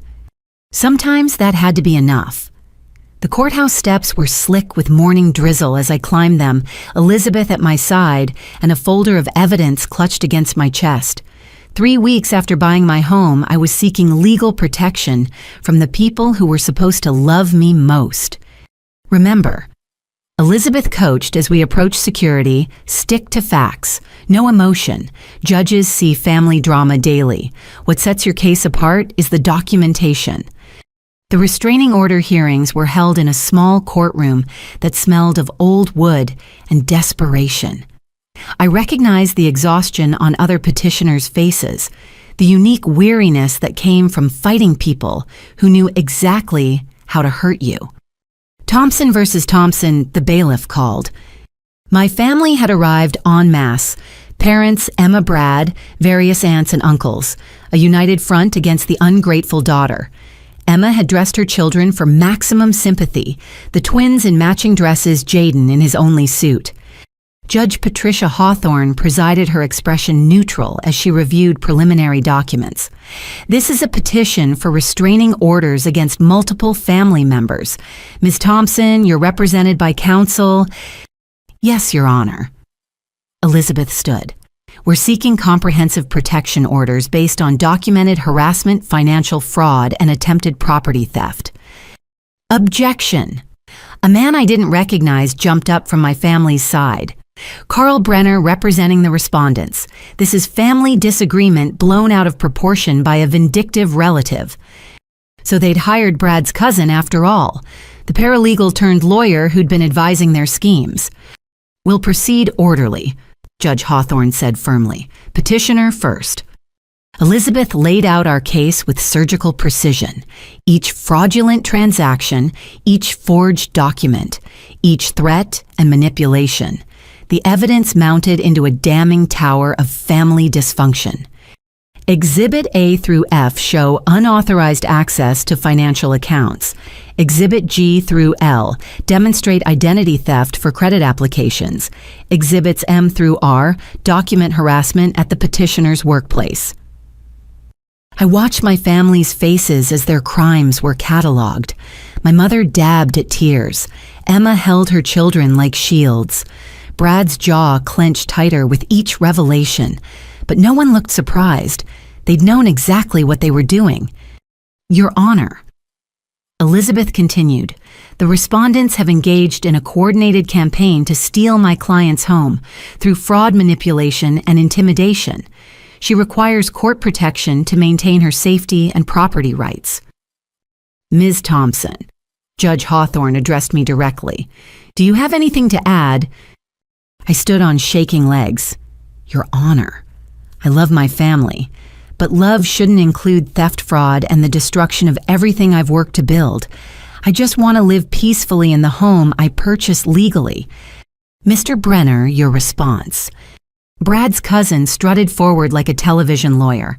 Your Honor, this is a tragic case of miscommunication within a close family. My clients admit to some financial mingling, but that's normal in their culture of mutual support. Financial mingling. Judge Hawthorne's eyebrow raised. Is that how you describe $5,000 in unauthorized withdrawals? Mrs. Margaret Thompson had legal access to those accounts, which she used to steal from her daughter, Elizabeth interjected. To prepare a home for family in need, Brenner countered. Emma Thompson faces homelessness with 3 young children. Any mother would help. By committing fraud, Judge Hawthorne raised a hand for silence. Mr. Brenner, do your clients deny the unauthorized credit applications? They believed they had implicit permission based on family discussions. Implicit permission to commit identity theft. The judge's tone could have frozen fire, and the workplace harassment concerned family checking on a relative showing signs of mental distress. I'm not mentally distressed. I couldn't stay quiet. They're angry I won't give them my house. You see the paranoia, Your Honor. Brenner gestured dramatically. My client's approach with love met with accusations of conspiracy. Emma stood suddenly. May I speak, Your Honor? Judge Hawthorne nodded. My sister. Emma's voice broke perfectly. Has everything: education, career, savings, and now a house big enough for multiple families. We've struggled for years. When she bought that house, we thought finally our family would help. Instead, she changed locks like we're criminals. You are criminals, I said flatly. You stole money and committed fraud. We borrowed from family savings, something we've all done during hard times. Without asking, because you would have said no. You always say no when family needs help. Judge Hawthorne's gavel ended the exchange.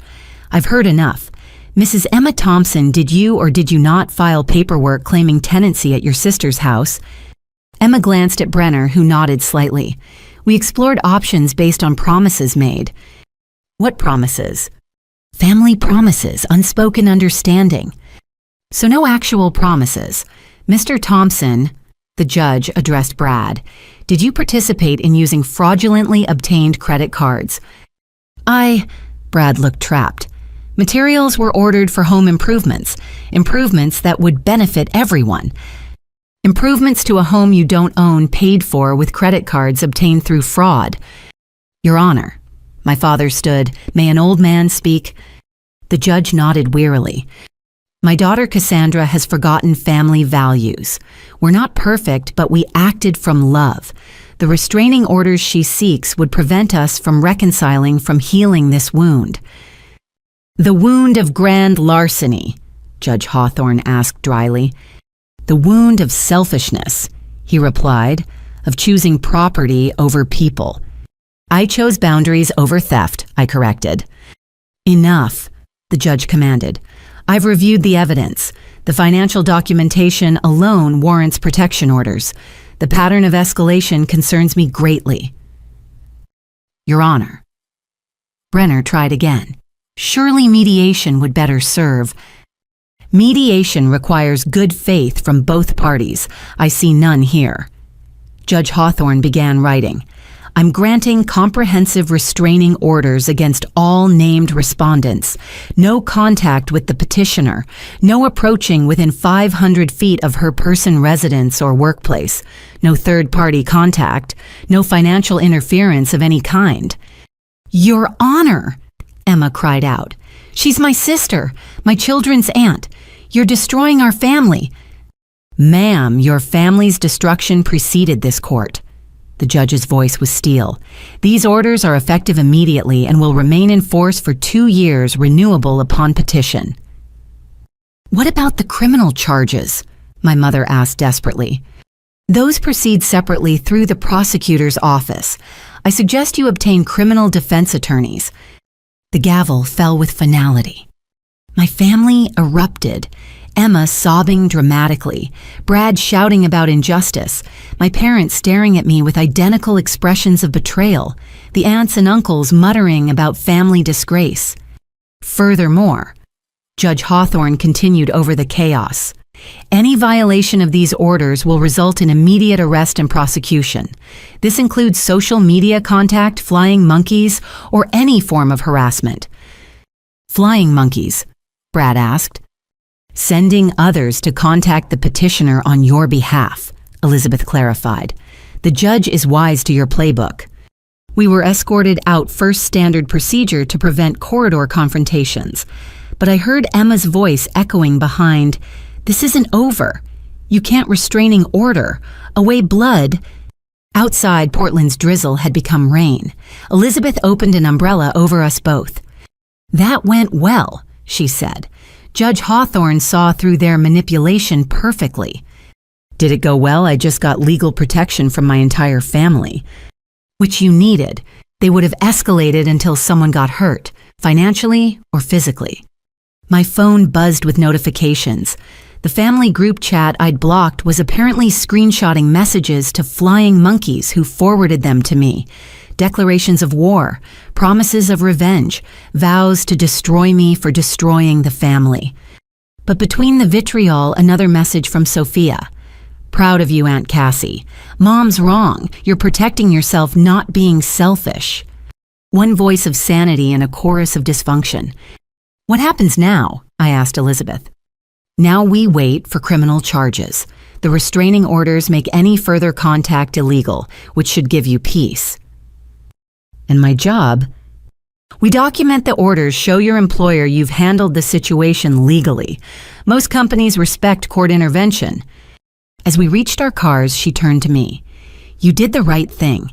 It doesn't feel like it now, but someday you'll look back and be grateful you stood firm. I drove home through rain-slicked streets past the suburban houses that look so normal from outside. Did any of them hide family wars like mine? How many people smiled at neighbors while battling relatives in court? My security system greeted me with its familiar beeps. The cameras showed empty perimeter. For now. The restraining orders were just paper, and paper only stopped people who respected law. I made tea and sat in my kitchen listening to rain-hit windows my family would never again look through. The house felt larger somehow, echoing with the absence of people who'd never actually lived here, but had haunted every room with their entitlement. My laptop showed 17 emails from extended family, all sent before the restraining orders took effect. I deleted them unread. Whatever guilt or manipulation they contained couldn't hurt me anymore. Not legally. But emotionally, I touched the photo on my refrigerator. Last Christmas, all of us smiling around my parents' tree. How had loving family become litigated enemies in just 3 weeks? The answer sat in my filing cabinet. Bank statements, credit reports, evidence of systematic betrayal. Love had become greed. Help had become theft. Family had become fraud. The rain intensified, and I thought about Noah's flood. Sometimes destruction was necessary for new beginnings. My family had forced me to build an ark of legal protection, and now I sailed alone toward whatever came next. The house stood solid around me, locked secure cameras, vigilant restraining orders filed. I'd won every battle so far. But as night fell on my fortress, I wondered if any war was worth winning when victory meant standing alone in the ruins of every relationship that had shaped you. Then I remembered the theft, the lies, the attempt to steal not just my house but my future. Some wars I decided you didn't choose. They chose you. The call came 3 days after the restraining orders were granted. An unknown number with our area code. I almost didn't answer, fearing another flying monkey. But something made me pick up. Cassandra, this is your grandmother Helen. The voice was older but unmistakably sharp, carrying the same steel I remembered from childhood before she'd vanished from family gatherings when I was 12. Grandma Helen. I sank into my couch, stunned. How did you get my number? Same way I found out about your situation, a private investigator. When you reach my age and have my resources, you learn to keep tabs on family, even estranged ones. I didn't know you still watched us. Hard not to watch a train wreck, dear, especially when it follows such familiar patterns. Your parents pulled the same stunts with me 22 years ago, nearly succeeded too. Elizabeth mentioned something about that. Smart lawyer. Yes, I hired her firm back then. Different attorney, same excellent judgment. A pause, then. I've been debating calling since this mess started. Seeing them destroy another generation decided me. Why did you disappear? Mom always said you abandoned the family. Helen's laugh was bitter honey. Of course she did. Easier than admitting they tried to steal my retirement accounts and investment properties. When I refused to sign over my assets for the family good, they accused me of senility and tried for conservatorship. They what? Oh yes, your father was smoother than more convincing. Had doctors lined up to testify about my declining mental state? If I hadn't hired excellent lawyers and moved quickly, I'd have lost everything. I thought of my mother calling my workplace claiming mental instability. The pattern was identical, just updated for a new generation. They never told us any of this. Predators rarely advertise their failures. After I won the legal battles, they painted me as a selfish old woman who chose money over family. Sound familiar? Painfully familiar. I pulled a throw blanket around my shoulders, feeling suddenly cold. Is that why you stayed away, the legal battles? Partly. but mostly because I realized a hard truth. Some people see family as prey, not pack. Your parents are takers, Cassandra. Always have been. They'll consume everything you've built and call it love. Emma's the same way. Learned behavior. Though I heard through my sources she's added her own innovations. The fake tenant scheme was creative, I'll give her that. You know about everything. Good investigators are worth their fees. I know about the theft, the fraud, the workplace interference. Classic escalation pattern. They start with emotional manipulation, move to financial exploitation, then scorched earth when you resist. How do you stand it being completely cut off? Helen was quiet for a moment. The first year was hell. I'd raised your father, loved him despite his flaws. Watching him try to destroy me for money broke something fundamental. But you know what I discovered? What?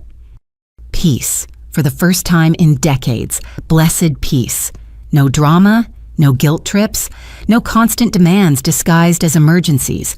I could breathe without calculating the cost. But you're alone. Am I have friends who chose me, not blood obligation. I have a book club that discusses ideas, not family gossip. I have neighbors who respect boundaries. I have a life unburdened by vampires calling themselves relatives. Her words painted a picture I'd never imagined. Freedom from the constant emotional labor of managing family expectations. Where do you live now? Asheville.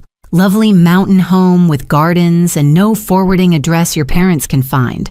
Would you like to visit? I'd enjoy meeting the granddaughter who inherited my spine. I'd like that. Tears pricked my eyes. I could use some family who understands. Family, she mused. Such a loaded word. Let's say I'm a genetic relative who respects your autonomy. Much healthier framework.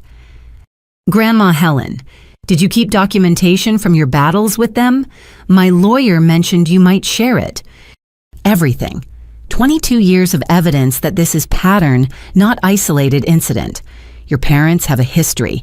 Failed business schemes, bankruptcies, they hid other relatives they've targeted. Would you like copies? Please, it might help with the criminal cases. I'll courier them tomorrow. Cassandra, may I share something else? Of course. The guilt you're feeling, it's engineered. They've trained you since birth to prioritize their needs over your own. Every boundary you set feels like betrayal because they program that response. It's not real, it's conditioning. It feels real, especially when I'm alone in this house they call selfish excess. 3 bedrooms is selfish excess. I have 6 and live alone. Should I donate them to struggling families too? She chuckled. That house represents your achievement, every room earned through your labor. Don't let them reframe success as sin. Mom says family shares everything. Your mother says whatever gets her access to other people's everything. Tell me, when you were struggling in college, eating ramen and working 2 jobs, how much did family share with you? I thought back. They said struggle built character. But now your character's built, and successful suddenly sharing is mandatory, convenient philosophy. Emma threw that in my face, said I had help, her old car, occasional groceries. Token gestures that cost them little but created infinite obligation. Classic manipulation. Real help doesn't come with lifetime interest rates. We talked for an hour, her voice growing warmer as we moved from trauma to normal conversation. She asked about my work, my interests, my life beyond family drama. No one had done that in weeks. Every conversation had become about the house, the conflict, the choosing of sides. I should go, she finally said. But Cassandra, you're going to survive this. Better than survive. You're going to thrive. And someday you'll look back and be grateful they showed their true colors before they could do worse damage. Worse than this. Oh dear, this is just money and property. I've seen families destroy souls. You got out with yours intact. After we hung up, I sat in the gathering dusk, processing her words. Somewhere in North Carolina, a grandmother I'd been told abandoned us was living her best life free from the parasites who'd tried to drain her dry. My phone buzzed with an email from the prosecutor's office. Criminal charges were moving forward: fraud, identity theft, and grand larceny for my mother, conspiracy charges for the others. Trial dates would be set soon. The irony wasn't lost on me. The family who preached togetherness had scattered the moment legal consequences arrived. No unity in criminal defense. Every person for themselves when prison became possible. I walked through my house seeing it differently after Helen's words. Not selfish excess, but appropriate reward. Not empty rooms, but peaceful spaces. Not isolation, but insulation from those who'd proven themselves unsafe. My security system beeped. Motion at the front door. Camera showed a delivery driver leaving a package. Inside, I found a bottle of champagne and a card. To new beginnings and old wisdom, your grandmother who chooses you. H. The champagne was excellent, probably expensive. I poured a glass and toasted the empty room. To Helen, who'd fought this battle before me. To Sophia, who'd chosen truth over family loyalty. To Elizabeth, who'd provided legal weapons for a war I'd never wanted. And to myself, for buying a house, for changing locks, for saying no, for breaking the pattern before it broke me. The champagne bubbled like hope. Somewhere my family was raging about restraining orders and criminal charges. But here, in my paid-for house, with my intact boundaries, I raised a glass to the grandmother who'd shown me something beyond their manipulation. A future. The package from Grandmother Helen arrived the next morning via bonded courier. 2 banker's boxes that required signature and ID verification. I carried them to my dining room table with the reverence due to archaeological artifacts, which in a way they were. Evidence of family patterns dating back decades. Inside, Helen had organized everything with military precision. Labeled folders, chronological ordering, cross-referenced indexes. The thoroughness spoke of someone who'd learned that details win wars. 1998-2000 The Business Ventures, read the first section. I opened it to find loan documents, bankruptcy filings, and correspondence that made my stomach turn. My parents had convinced Helen to invest in 3 separate businesses: a restaurant, a daycare center, and a mysterious import opportunity. Each venture collapsed within months, taking Helen's money with it. But the real revelation was in the margins. Helen's handwritten notes documented the truth. Restaurant never opened, funds diverted to personal use. Daycare license never applied for, money spent on vacations. Import company existed only on paper, complete fabrication. One letter from my father made me nauseous. Mom, if you really loved us, you'd understand business involves risk.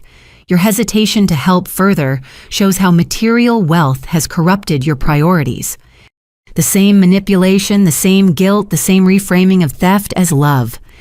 The next folder, 2001, the conservatorship attempt. This was darker. Medical evaluations my parents had scheduled without Helen's knowledge. Reports from doctors who'd never examined her declaring concerns about financial judgment. Legal petitions claiming Helen was being influenced by outside parties to withhold family support. Helen's defense was meticulous. Counter-evaluations from legitimate doctors, financial records showing excellent money management, character witnesses testifying to her mental sharpness. She'd won, but the legal fees had been staggering. Over $40,000 to defend against her own son. 2002-2003, the escalation. After losing the conservatorship battle, my parents had turned vicious. Police reports showed multiple false welfare checks called on Helen. Complaints filed with her HOA about imaginary violations. Her employer contacted with concerns about her stability. The parallels to my situation were eerie. Different decade, same playbook. I photographed everything, uploading files to secured cloud storage. Elizabeth would want originals, but I needed my own copies. As I worked, patterns emerged that turned my stomach. My parents had done this to others, not just Helen, but aunts, uncles, cousins. Anyone who achieved financial success became a target. The family reunions I remembered from childhood took on new meaning. How many relatives had disappeared, not from indifference, but from self-preservation? One name kept appearing in the later documents, Patricia Morrison. It took me a moment to recognize it. Aunt Patricia's maiden name. The same aunt who'd condemned me at the family meeting had once filed a restraining order against my parents for financial harassment and attempted theft. I found the case details. Aunt Patricia had inherited a small sum from her grandmother. Within weeks, my parents had concocted a story about Emma needing emergency surgery and convinced Patricia to loan the entire inheritance. When Patricia later discovered Emma had never been sick, she'd tried to recover the funds. The resulting family war had been brutal but brief. Patricia had capitulated, choosing family peace over justice. The restraining order was withdrawn, the theft forgotten, and Patricia had transformed from victim to enforcer. Stockholm Syndrome Family Edition. My laptop chimed with an email from Elizabeth. "Can you come to the office? Urgent development." I packed Helen's evidence carefully and drove to her building, my newly paranoid mind checking mirrors for anyone following. The restraining orders should protect me, but paper only stopped the law-abiding.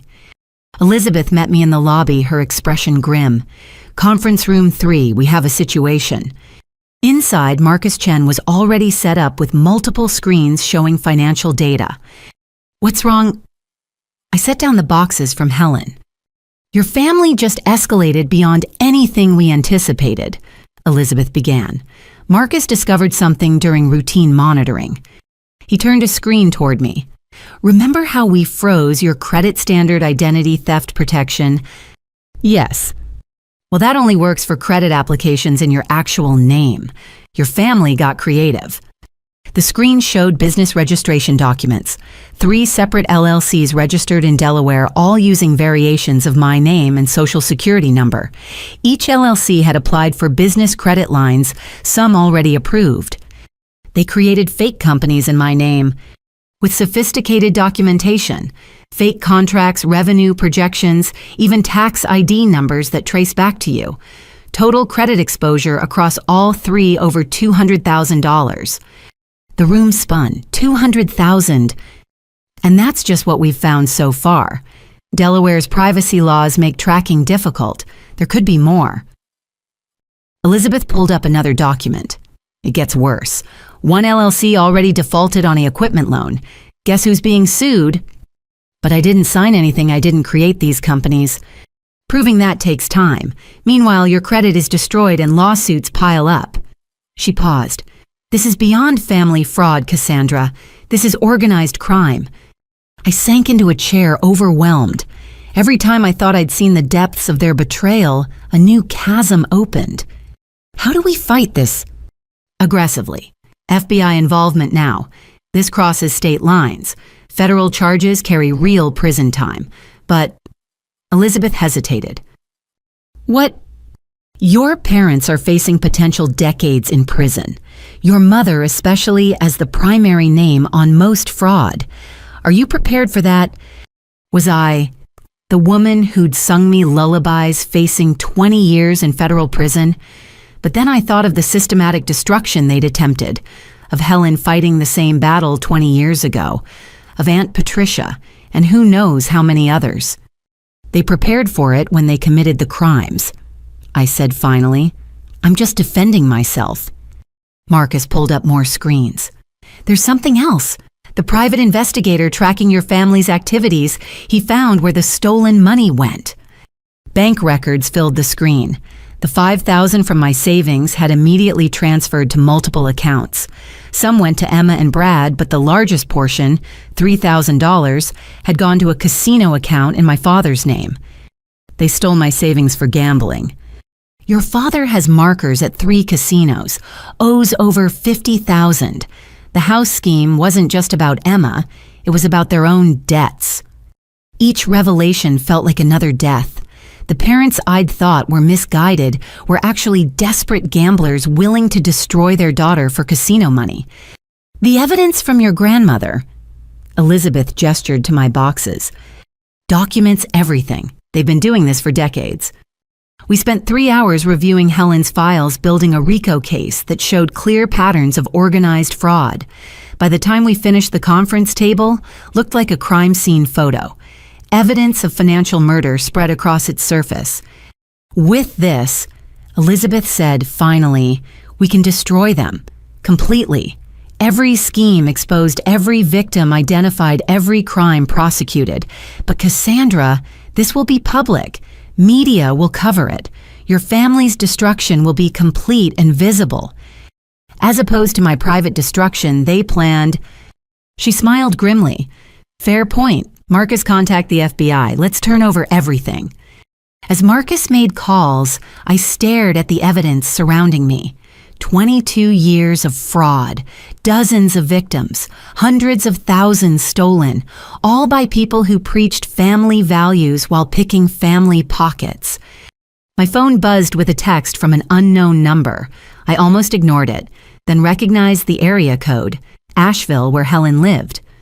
Saw the FBI alert on my monitoring. They found the Delaware companies. I'm proud of you for fighting back. Remember, you didn't destroy the family. You revealed what was already destroyed. Love H. Elizabeth returned from Marcus's call. Federal agents want to meet tomorrow. They're very interested, especially with the interstate elements and the pattern evidence from Helen. Will my family know? Not until arrests are made. Federal investigations move quietly until they strike. I thought of Emma's children innocent in all this, of Sophia who'd tried to warn me. What about the kids? CPS will be involved. Extended family can petition for custody or foster care if needed. But Cassandra, her voice gentled. That's not your responsibility. Their parents made choices. Choices. Such a simple word for such devastating decisions. My parents chose theft over honesty. Emma chose entitlement over effort. Brad chose schemes over work. And I chose truth over family. The drive home felt different. I wasn't just protecting a house anymore. I was ending a generational pattern of predation. Helen had tried, but ultimately just escaped. I was ensuring no one else would suffer.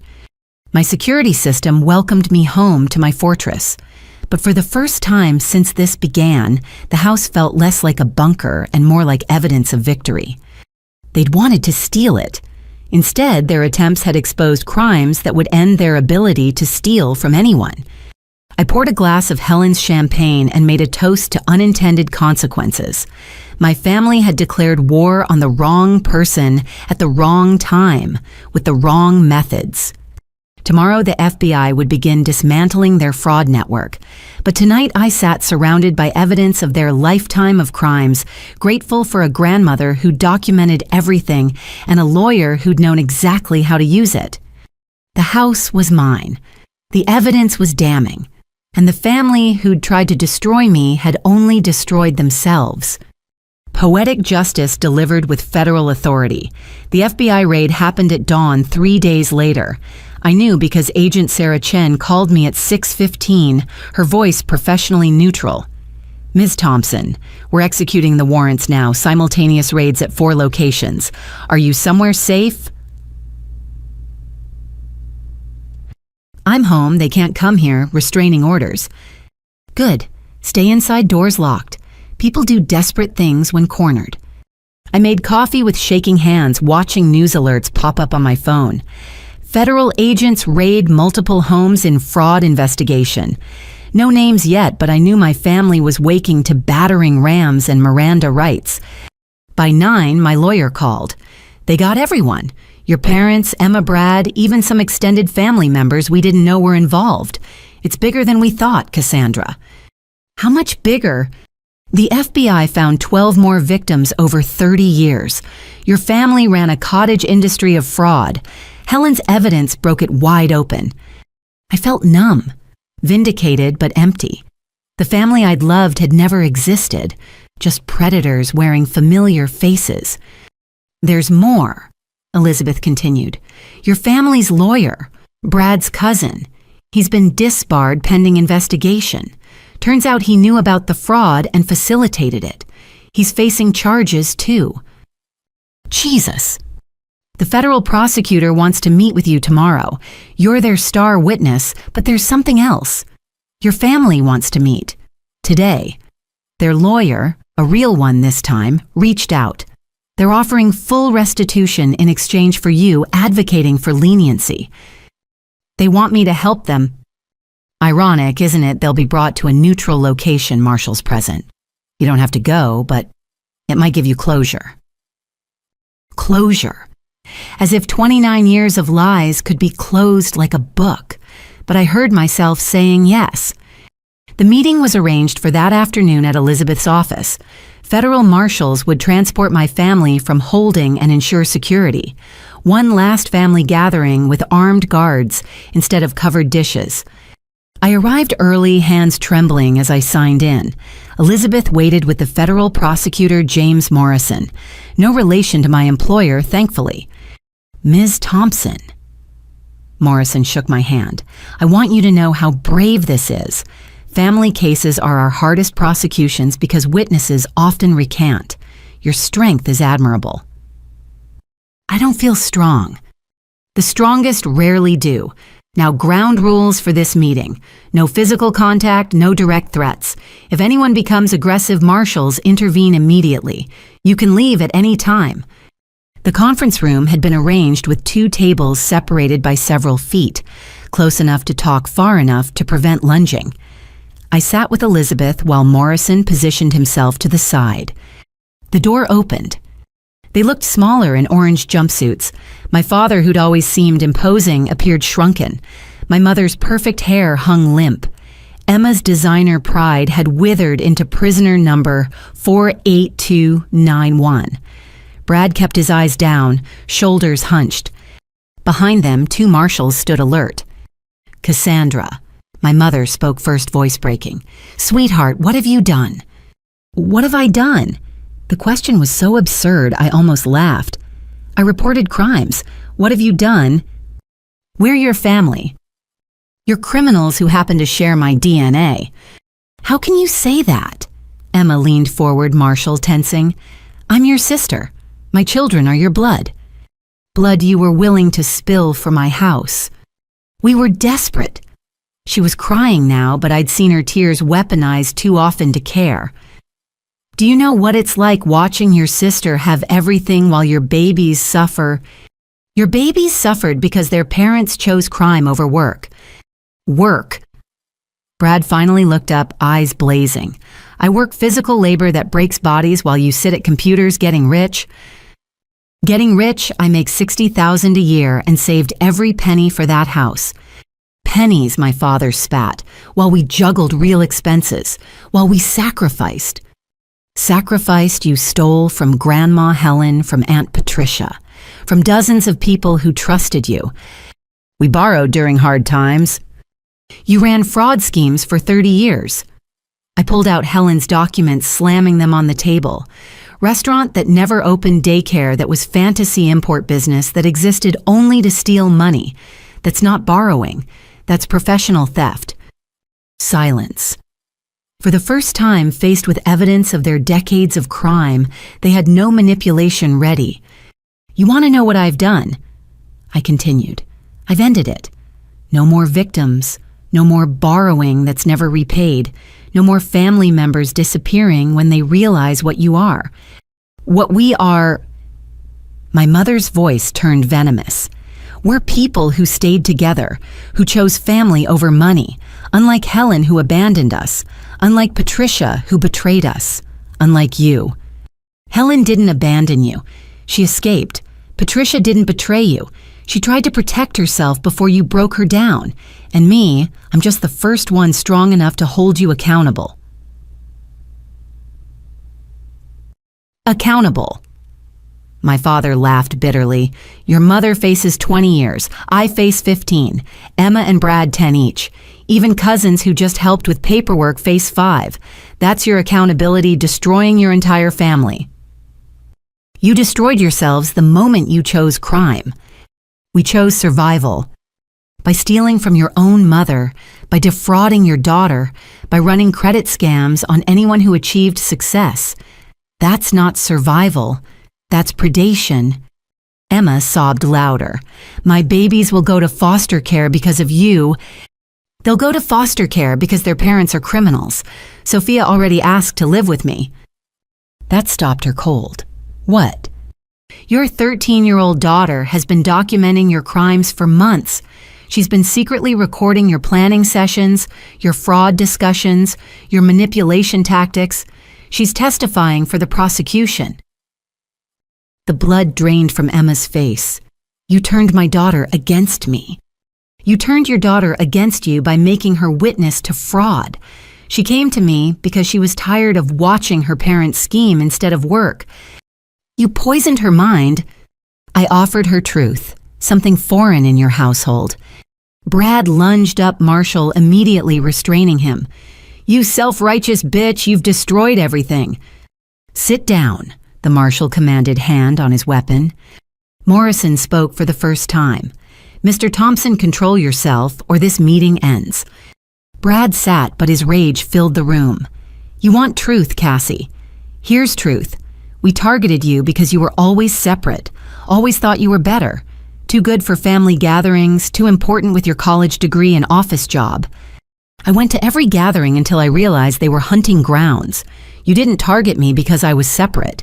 You targeted me because I had something to steal." "Same thing," Emma said quietly. "Having more than family means you're already separate, already choosing things over people." "No." I stood done with their twisted logic. "Having more than family means I worked while you schemed, saved while you spent, built while you destroyed. You didn't target me for being separate. You hated me for succeeding honestly." "Honestly?" My mother laughed, harsh and broken. "You think your corporate job is honest, moving numbers around for rich people? At least we kept money in the family." "You kept money you stole. That's not family. That's a crime syndicate." "Which you've destroyed," my father said flatly. "Generations of mutual support ended because you wanted a house to yourself." "Mutual support. Name one time you supported me without expecting lifetime repayment. One time you gave without calculating returns. One time you helped without hidden costs." Silence again, because there were no such times. Every gesture had been a loan with infinite interest. "We're done here," I told Morrison. "They're not sorry for their crimes, only for getting caught." "Wait," Emma cried. "What about my children?" "What about them?" "They need family. They need you. They need parents who aren't criminals. I'll petition for custody of Sophia if she wants. The twins can go to Brad's sister in Oregon, the one you haven't stolen from yet." "You planned this." My mother's voice was deadly quiet. "You bought that house knowing we'd need it. You set us up." "I bought that house for me. You set yourselves up with 30 years of crime." I gathered my documents, Elizabeth beside me. At the door, I turned back one last time. 4 people in orange, 4 predators defanged. "You want to know the real tragedy I would have helped if you'd asked honestly, if you'd shown real need instead of manufactured crisis, if you'd treated me like family instead of a resource. But you couldn't, because taking is all you know." "We love you," my mother called out. "No, you loved what you could take from me. There's a difference." I left them there, marshals preparing to transport them back to holding. In the elevator, Elizabeth squeezed my shoulder. "That was brutal." "That was necessary. Did you see no remorse? No recognition? They still think they're victims." "Criminals usually do. The prosecutor says with Helen's evidence and the FBI findings, plea deals are unlikely. They're facing maximum sentences." "Good." But it wasn't good. It was necessary, like cauterizing a wound. The family I'd grown up loving was gone, replaced by the criminals they'd always been. The confrontation had shown me the truth. They weren't capable of change, only of finding new victims. Outside, Portland's sun broke through clouds. I stood on sidewalk where 3 weeks ago I'd climbed these same steps, seeking protection from people who should have protected me. My phone buzzed. Sophia FBI agents came to school, gave them all my recordings. "Mom's gonna hate me forever, isn't she?" I typed back, "She'll hate that you chose truth over crime. That's her failure, not yours. Proud of you. Can I really come live with you?" "If the court approves, yes, but it won't be easy." Easier than watching my parents go to prison for stupid schemes. At least you just work for your money. Just work. Such a simple concept my family had never grasped. I drove home to my fortress no longer needed. The restraining orders were pointless with my family in federal custody. The security system overkill with the threats neutralized. But I kept them anyway, because the real lesson of the last month wasn't about protection from my family. It was about protecting the life I'd built from anyone who'd try to take it. Family strangers or anyone else who confused my success with their opportunity. The house stood solid in afternoon sun. Mine, earned, defended, and now finally peaceful. 2 days after the confrontation, I sat across from federal prosecutor James Morrison in his office, surrounded by case files that contained my family's financial crimes, spanning 3 decades. He'd called the meeting urgently, and his expression suggested complications. "Ms. Thompson, we have a situation. Your family has hired new representation, a firm specializing in federal criminal defense. They're proposing a deal." "What kind of deal?" He slid a document across his desk. "Full restitution to all victims, including you. Forfeiture of all assets obtained through fraud. Complete cooperation in identifying additional victims. In exchange, they want you to advocate for minimum sentences." I read through the proposal, my hands steady despite the emotions churning inside. The restitution numbers were staggering. Over $500,000 to be divided among victims. Where would this money come from? They claim to be broke. That's the interesting part. Turns out your parents have hidden assets. Offshore accounts, properties in other states under shell companies, even a substantial life insurance policy they've been paying into for years. The FBI's forensic accountants found it all. They had money this entire time. Approximately $800,000 in various forms. They've been crying poverty while sitting on a fortune built from their schemes. The betrayal deepened. Every time they'd begged for help, claimed desperation painted themselves as struggling, all while hoarding stolen wealth. "There's more," Morrison continued. "Emma and Brad had their own hidden assets. Cryptocurrency accounts, online gambling winnings never reported to the IRS, even a boat registered in Florida. Another $200,000 between them." A boat. I laughed, but it was hollow. Emma told her kids they were sleeping in closets while she owned a boat. Apparently, Brad won it in a poker game last year. They've been renting it out for income, all unreported. I set down the document. So they want me to help reduce their sentences after discovering they're not just thieves, but wealthy thieves who manipulated everyone with false poverty. Essentially, yes. But here's why I called you in. The victims fund they're proposing would recover money for people who never knew they were defrauded. Some of your relatives lost money decades ago and wrote it off as family bad luck. This deal would make them whole. What are the proposed sentences? With your advocacy and their cooperation, your mother 5 years, your father 4 years, Emma and Brad 2 years, each possibly served as house arrest with their children. Without your advocacy, they're facing the maximums I mentioned before. And if I refuse, they go to trial. The evidence is overwhelming, so conviction is certain. But trials are traumatic for victims, expensive for taxpayers, and the hidden assets might disappear into legal fees. You'd eventually get restitution, but it could take years. I stood and walked to his window, looking out at the federal courthouse where my family would either take deals or face juries. What do you think I should do as a prosecutor? Take the deal, get restitution for victims, avoid trial trauma, close the cases efficiently. As a human, that's your call. You've been through hell. Can I add conditions? Such as mandatory financial counseling, lifetime prohibition on accessing credit in others' names, monthly check-ins with probation specifically about any family financial entanglements, and they pay for therapy. For me, for Sophia, for any victim who wants it.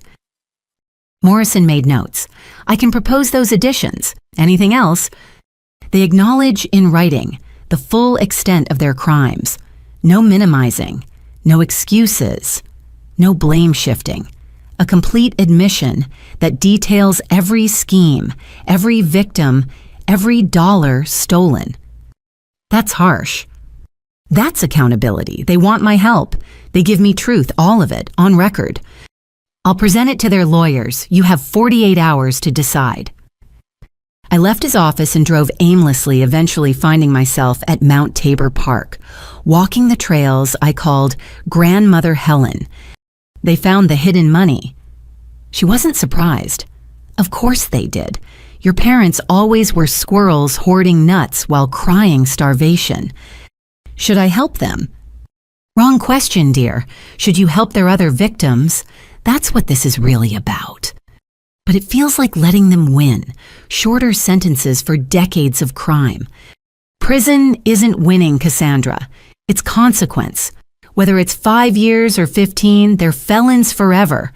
They'll never work in finance, never pass background checks, never escape what they've done. You're not choosing between justice and injustice. You're choosing between different forms of justice. What would you do? Helen was quiet for a moment. I'd take the deal with your conditions, not for them, but for the other victims, and for myself, to close this chapter definitively rather than dragging through trials. After we hung up, I sat on a bench overlooking the city. My phone buzzed with messages I'd been ignoring, but one stood out, from Sophia. Aunt Cassie, the social worker, says if you take custody, I have to do counseling. Is that okay? I know therapy is expensive. I replied immediately. Therapy is necessary, not expensive. Your parents will pay for it as part of their plea deal. They have money for therapy. They have money for a lot of things. They just chose not to spend it on their kids. Oh, a pause then. I recorded them talking about hidden accounts last month. Want the file? My brilliant, brave niece, still gathering evidence even after her world imploded. Send it to the prosecutor. Every bit helps. That evening, I met with Elizabeth to discuss the ultimatum. She reviewed everything with her typical thoroughness. Your conditions are reasonable and likely to be accepted. The written admissions especially. Those protect you from future manipulation or revisionist history.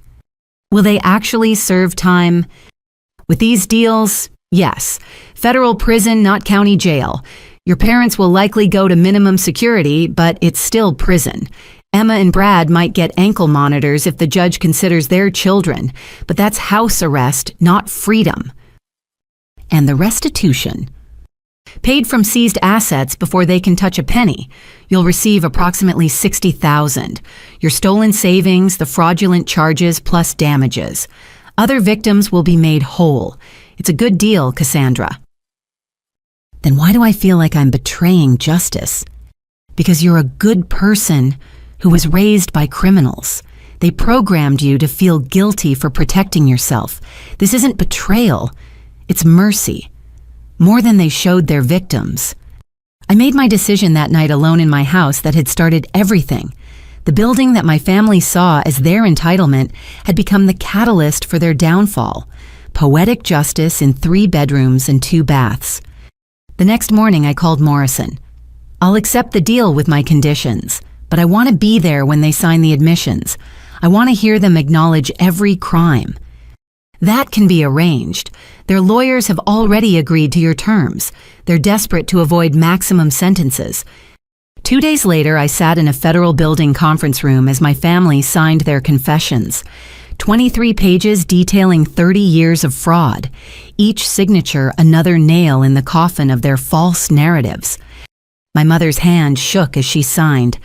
I, Margaret Thompson, admit to the following crimes. My father read his aloud voice monotone. Fraudulent representation to obtain money. Identity theft of multiple victims. Conspiracy to commit wire fraud. Emma wept through hers. Attempted theft by deception. False representation of tenancy. Participation in organized fraud. Brad was the only one who met my eyes. This is what you wanted. Your family humiliated and destroyed. This is what you earned. I just stopped you from earning more. When the signatures were complete, Morrison gathered the documents. Ms. Thompson has agreed to advocate for lenient sentences based on your cooperation and restitution. Her statement will be considered at sentencing. Cassandra. My mother reached out Marshall, stopping her. We're still family. No, we share DNA. Family doesn't steal from each other. We were desperate. You were greedy. The hidden accounts prove that. Every tear about poverty, every guilt trip about struggling, all performed while sitting on stolen hundreds of thousands. That money was for emergencies. That money was stolen from your mother, from your sister, from cousins who trusted you. You hoarded victims' money while claiming poverty. That's not desperation. That's evil. Emma spoke quietly. What about forgiveness you're taking, Sophia? Isn't that enough? Forgiveness requires repentance. You're still justifying, still minimizing, still painting yourselves as victims. When you truly understand what you've done, maybe forgiveness becomes possible. Not today. I left them there with their lawyers and shortened sentences. In the parking garage, Elizabeth waited. How do you feel? Empty, relieved, sad, angry, everything at once. That's normal. You've just closed a chapter written in trauma. Healing takes time. Will they serve their full sentences? Probably not. Good behavior prison overcrowding. They'll likely serve 60%, but they'll be felons forever. Background checks, voting restrictions, employment limitations.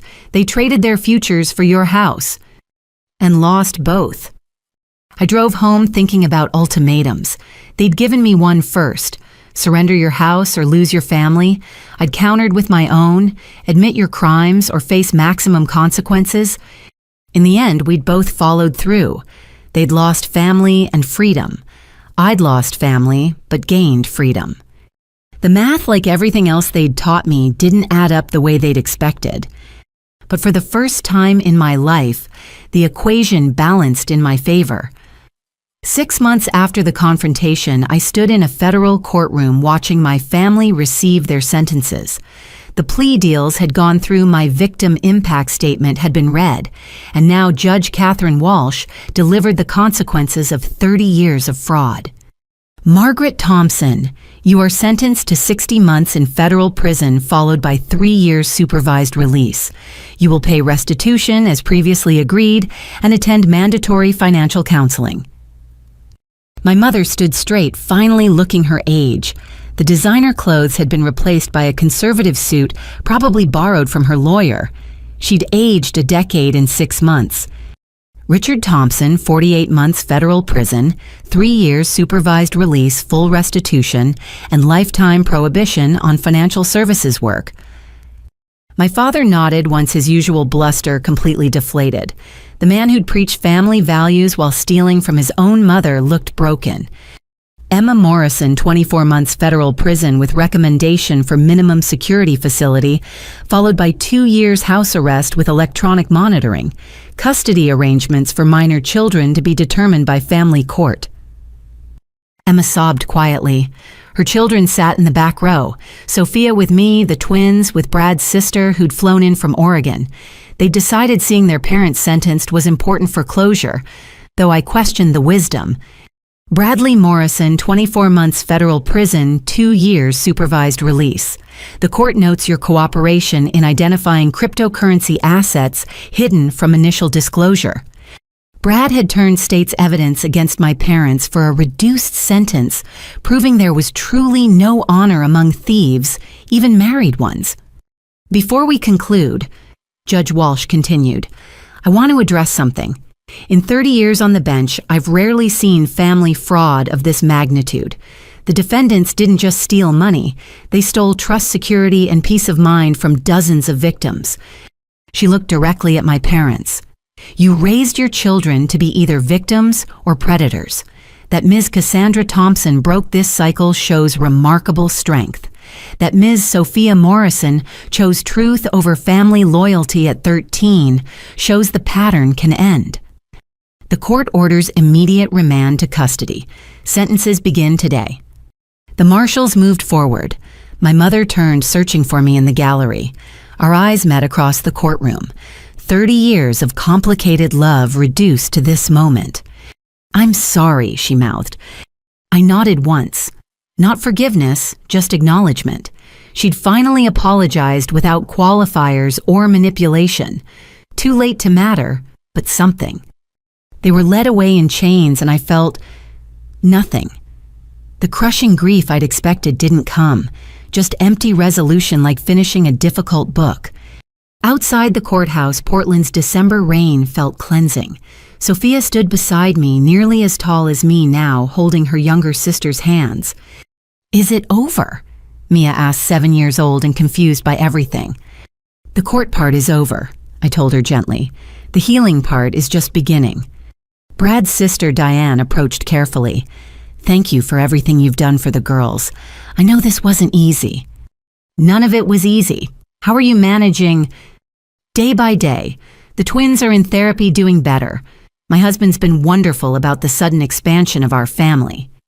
She paused. "I need to apologize. I knew something was off with Brad and Emma's finances, but I looked away. Easier than confronting family." "We all looked away until we couldn't anymore. Sophia's things are in my car. You're sure about this?" I looked at my niece who'd chosen truth over parents. "If she's sure, I'm sure." "I'm sure," Sophia said firmly. "My parents made their choices. Now I make mine." We transferred boxes and bags to my car, the possessions of a 13-year-old life disrupted.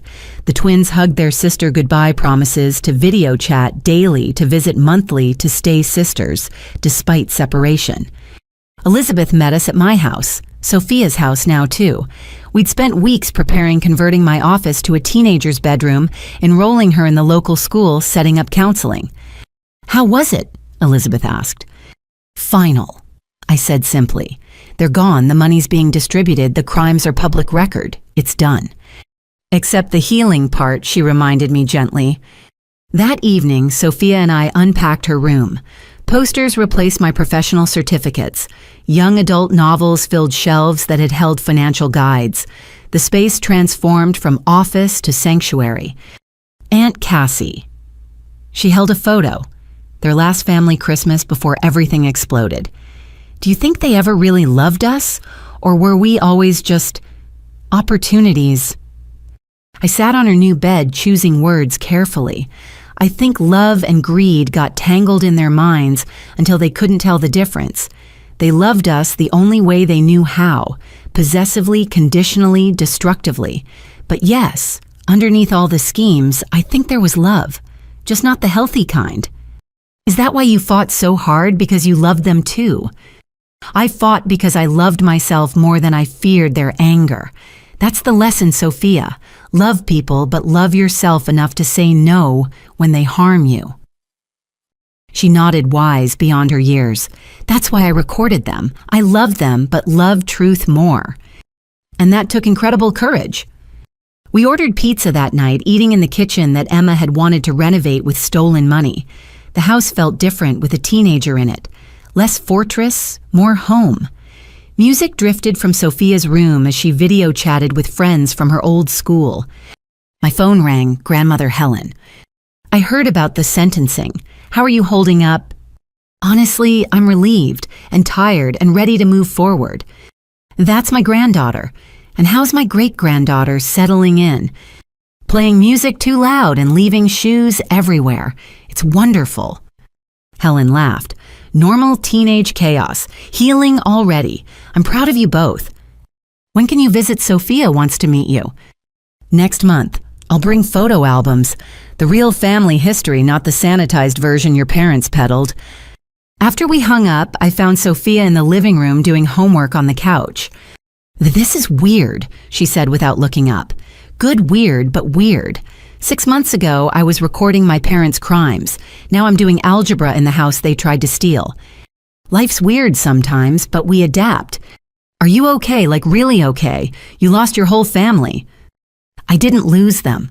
I chose to stop enabling them. And I didn't lose my whole family. I kept the parts worth keeping. You, Grandma Helen, even Aunt Diane in a way." "And the house," she added with a small smile. "You kept the house." "We kept the house, I corrected. This is your home now, too. She went back to her homework and I watched her for a moment. This child who'd chosen truth over comfort, who'd helped expose her parents' crimes, who'd lost everything and somehow remained kind. The house that had started as my solitary achievement had become something else, a refuge for family members brave enough to break cycles. First me, now Sophia, maybe others eventually. My phone buzzed with a notification. The first restitution payment had been deposited. $60,000 returned from hidden accounts built on others' losses. I stared at the number, waiting to feel vindicated. Instead, I just felt sad. All that destruction for money that had been there all along. All those relationships shattered for numbers in accounts. But then Sophia laughed at something on her phone, and the sadness lifted slightly. Life was continuing. Healing was happening. The cycle was broken. I closed my banking app and opened the family calendar instead. Therapy appointments, school events, Grandma Helen's visit, a new kind of family scheduling, replacing the old chaos of emergency loans and guilt trips. "Hey, Aunt Cassie," Sophia called from the living room. "Can we paint my room this weekend? Maybe that teal color you mentioned." "Of course, we'll get supplies tomorrow." "Cool. And maybe we can finally use that guest room I invited Grandma Helen to stay with us instead of a hotel." "That sounds perfect." And it did. The house I'd bought for solitary peace becoming a multi-generational home, but on my terms with chosen family, built on truth instead of manipulation. The criminals were in prison. The victims were getting restitution. The teenager was doing homework. The aunt was planning painting projects. It wasn't the family I'd grown up with, but it was the family I'd chosen. And that made all the difference. 1 year after buying my house, I stood in the backyard watching Sophia and her friends set up for her 14th birthday party.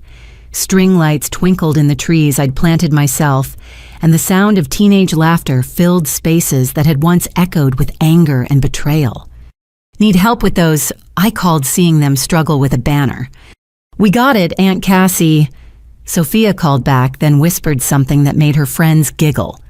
Normal teenage secrets, the kind that didn't involve recording fraud or choosing between parents and truth. "She's thriving," a voice said beside me. Grandmother Helen had arrived early, as was her habit now during her monthly visits. At 93, she moved carefully, but with purpose, her eyes sharp as ever. She really is. Honor roll debate team even trying out for soccer next season. "And are you thriving?" I considered the question.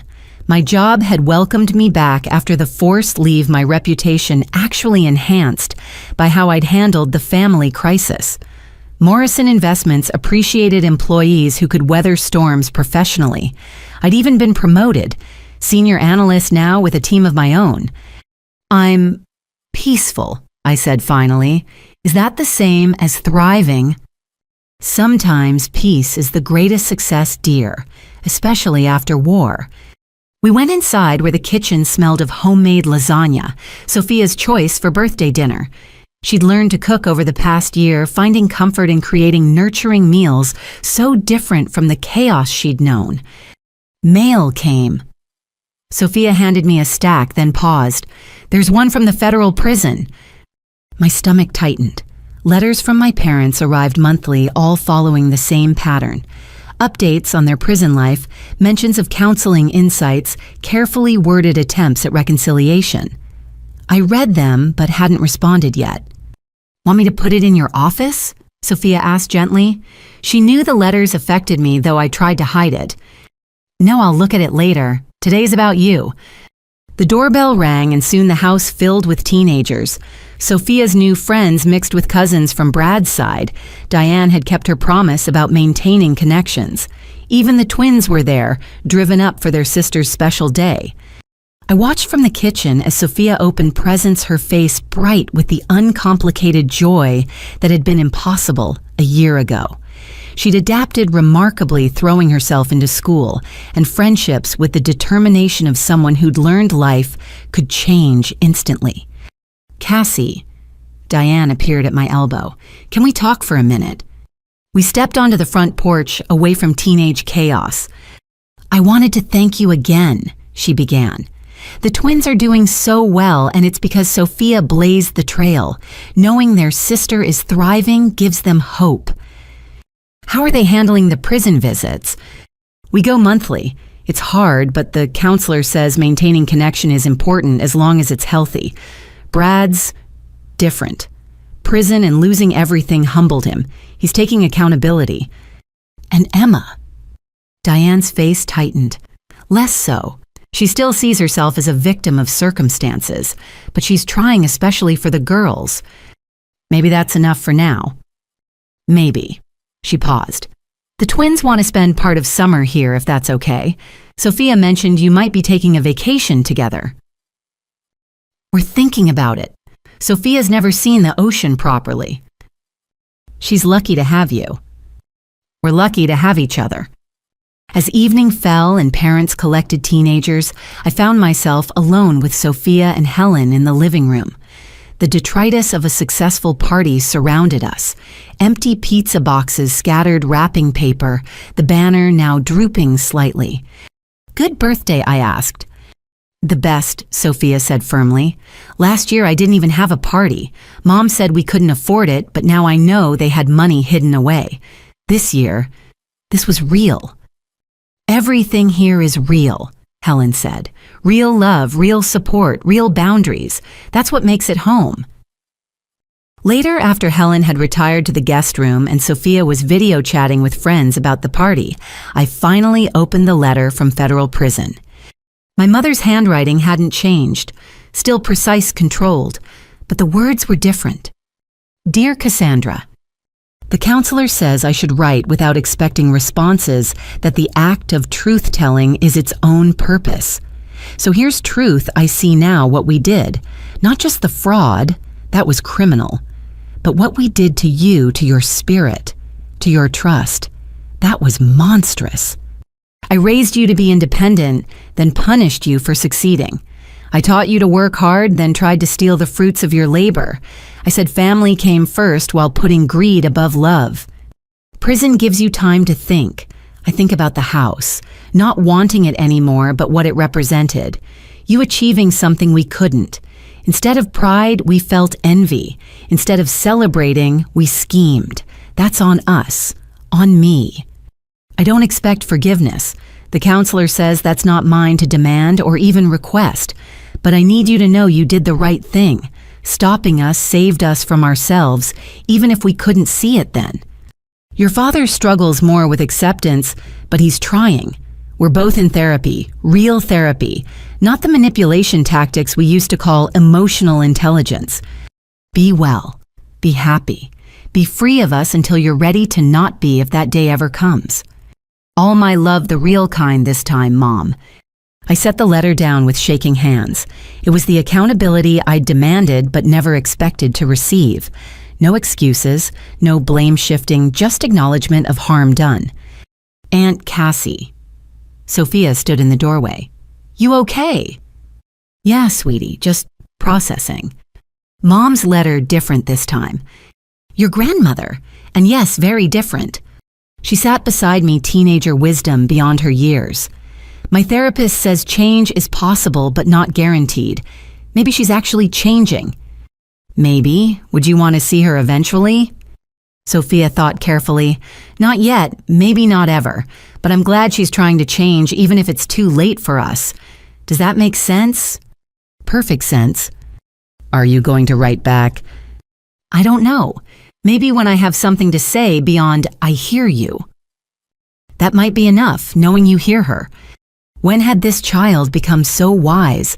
But then trauma grew wisdom like forced fruit, sweet but season stolen. Thank you for the party.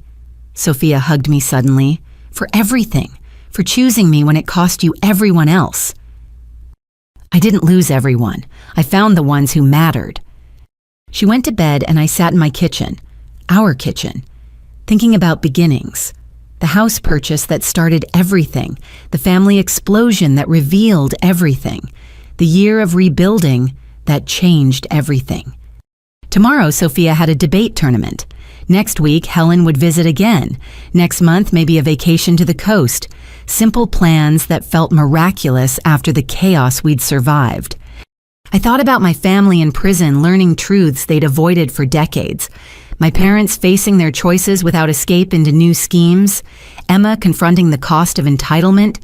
Brad understanding consequences. Maybe they'd emerge better people. Maybe they'd return to old patterns. Either way, their journey was no longer mine to manage.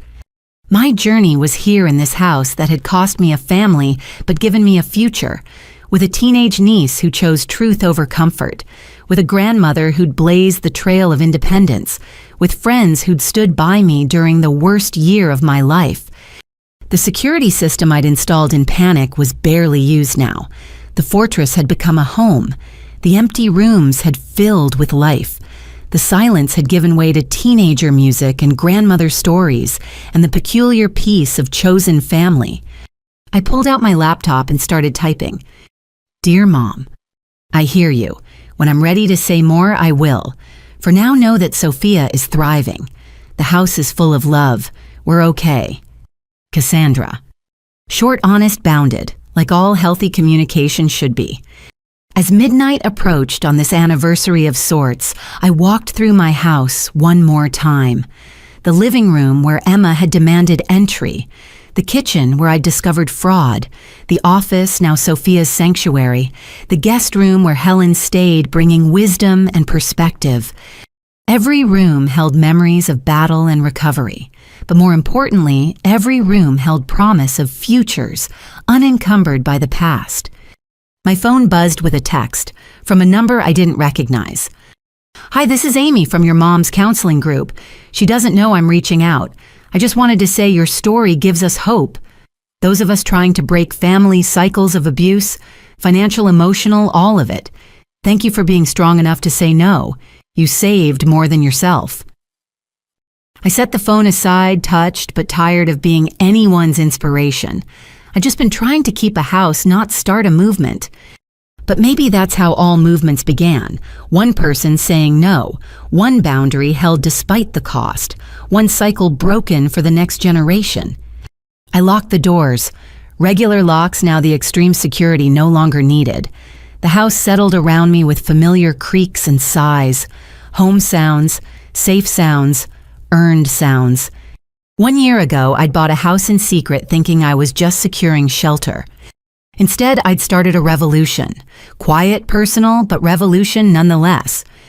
And tomorrow it would continue. With birthday thank you notes and debate tournaments and teenage noise and grandmother visits and all the beautiful mundane moments of a life reclaimed. The family who'd tried to steal my house had given me something priceless instead, the knowledge that I could survive anything, choose family wisely, and build a life worth defending. In that gift, wrapped in pain but tied with truth, I found my new beginning.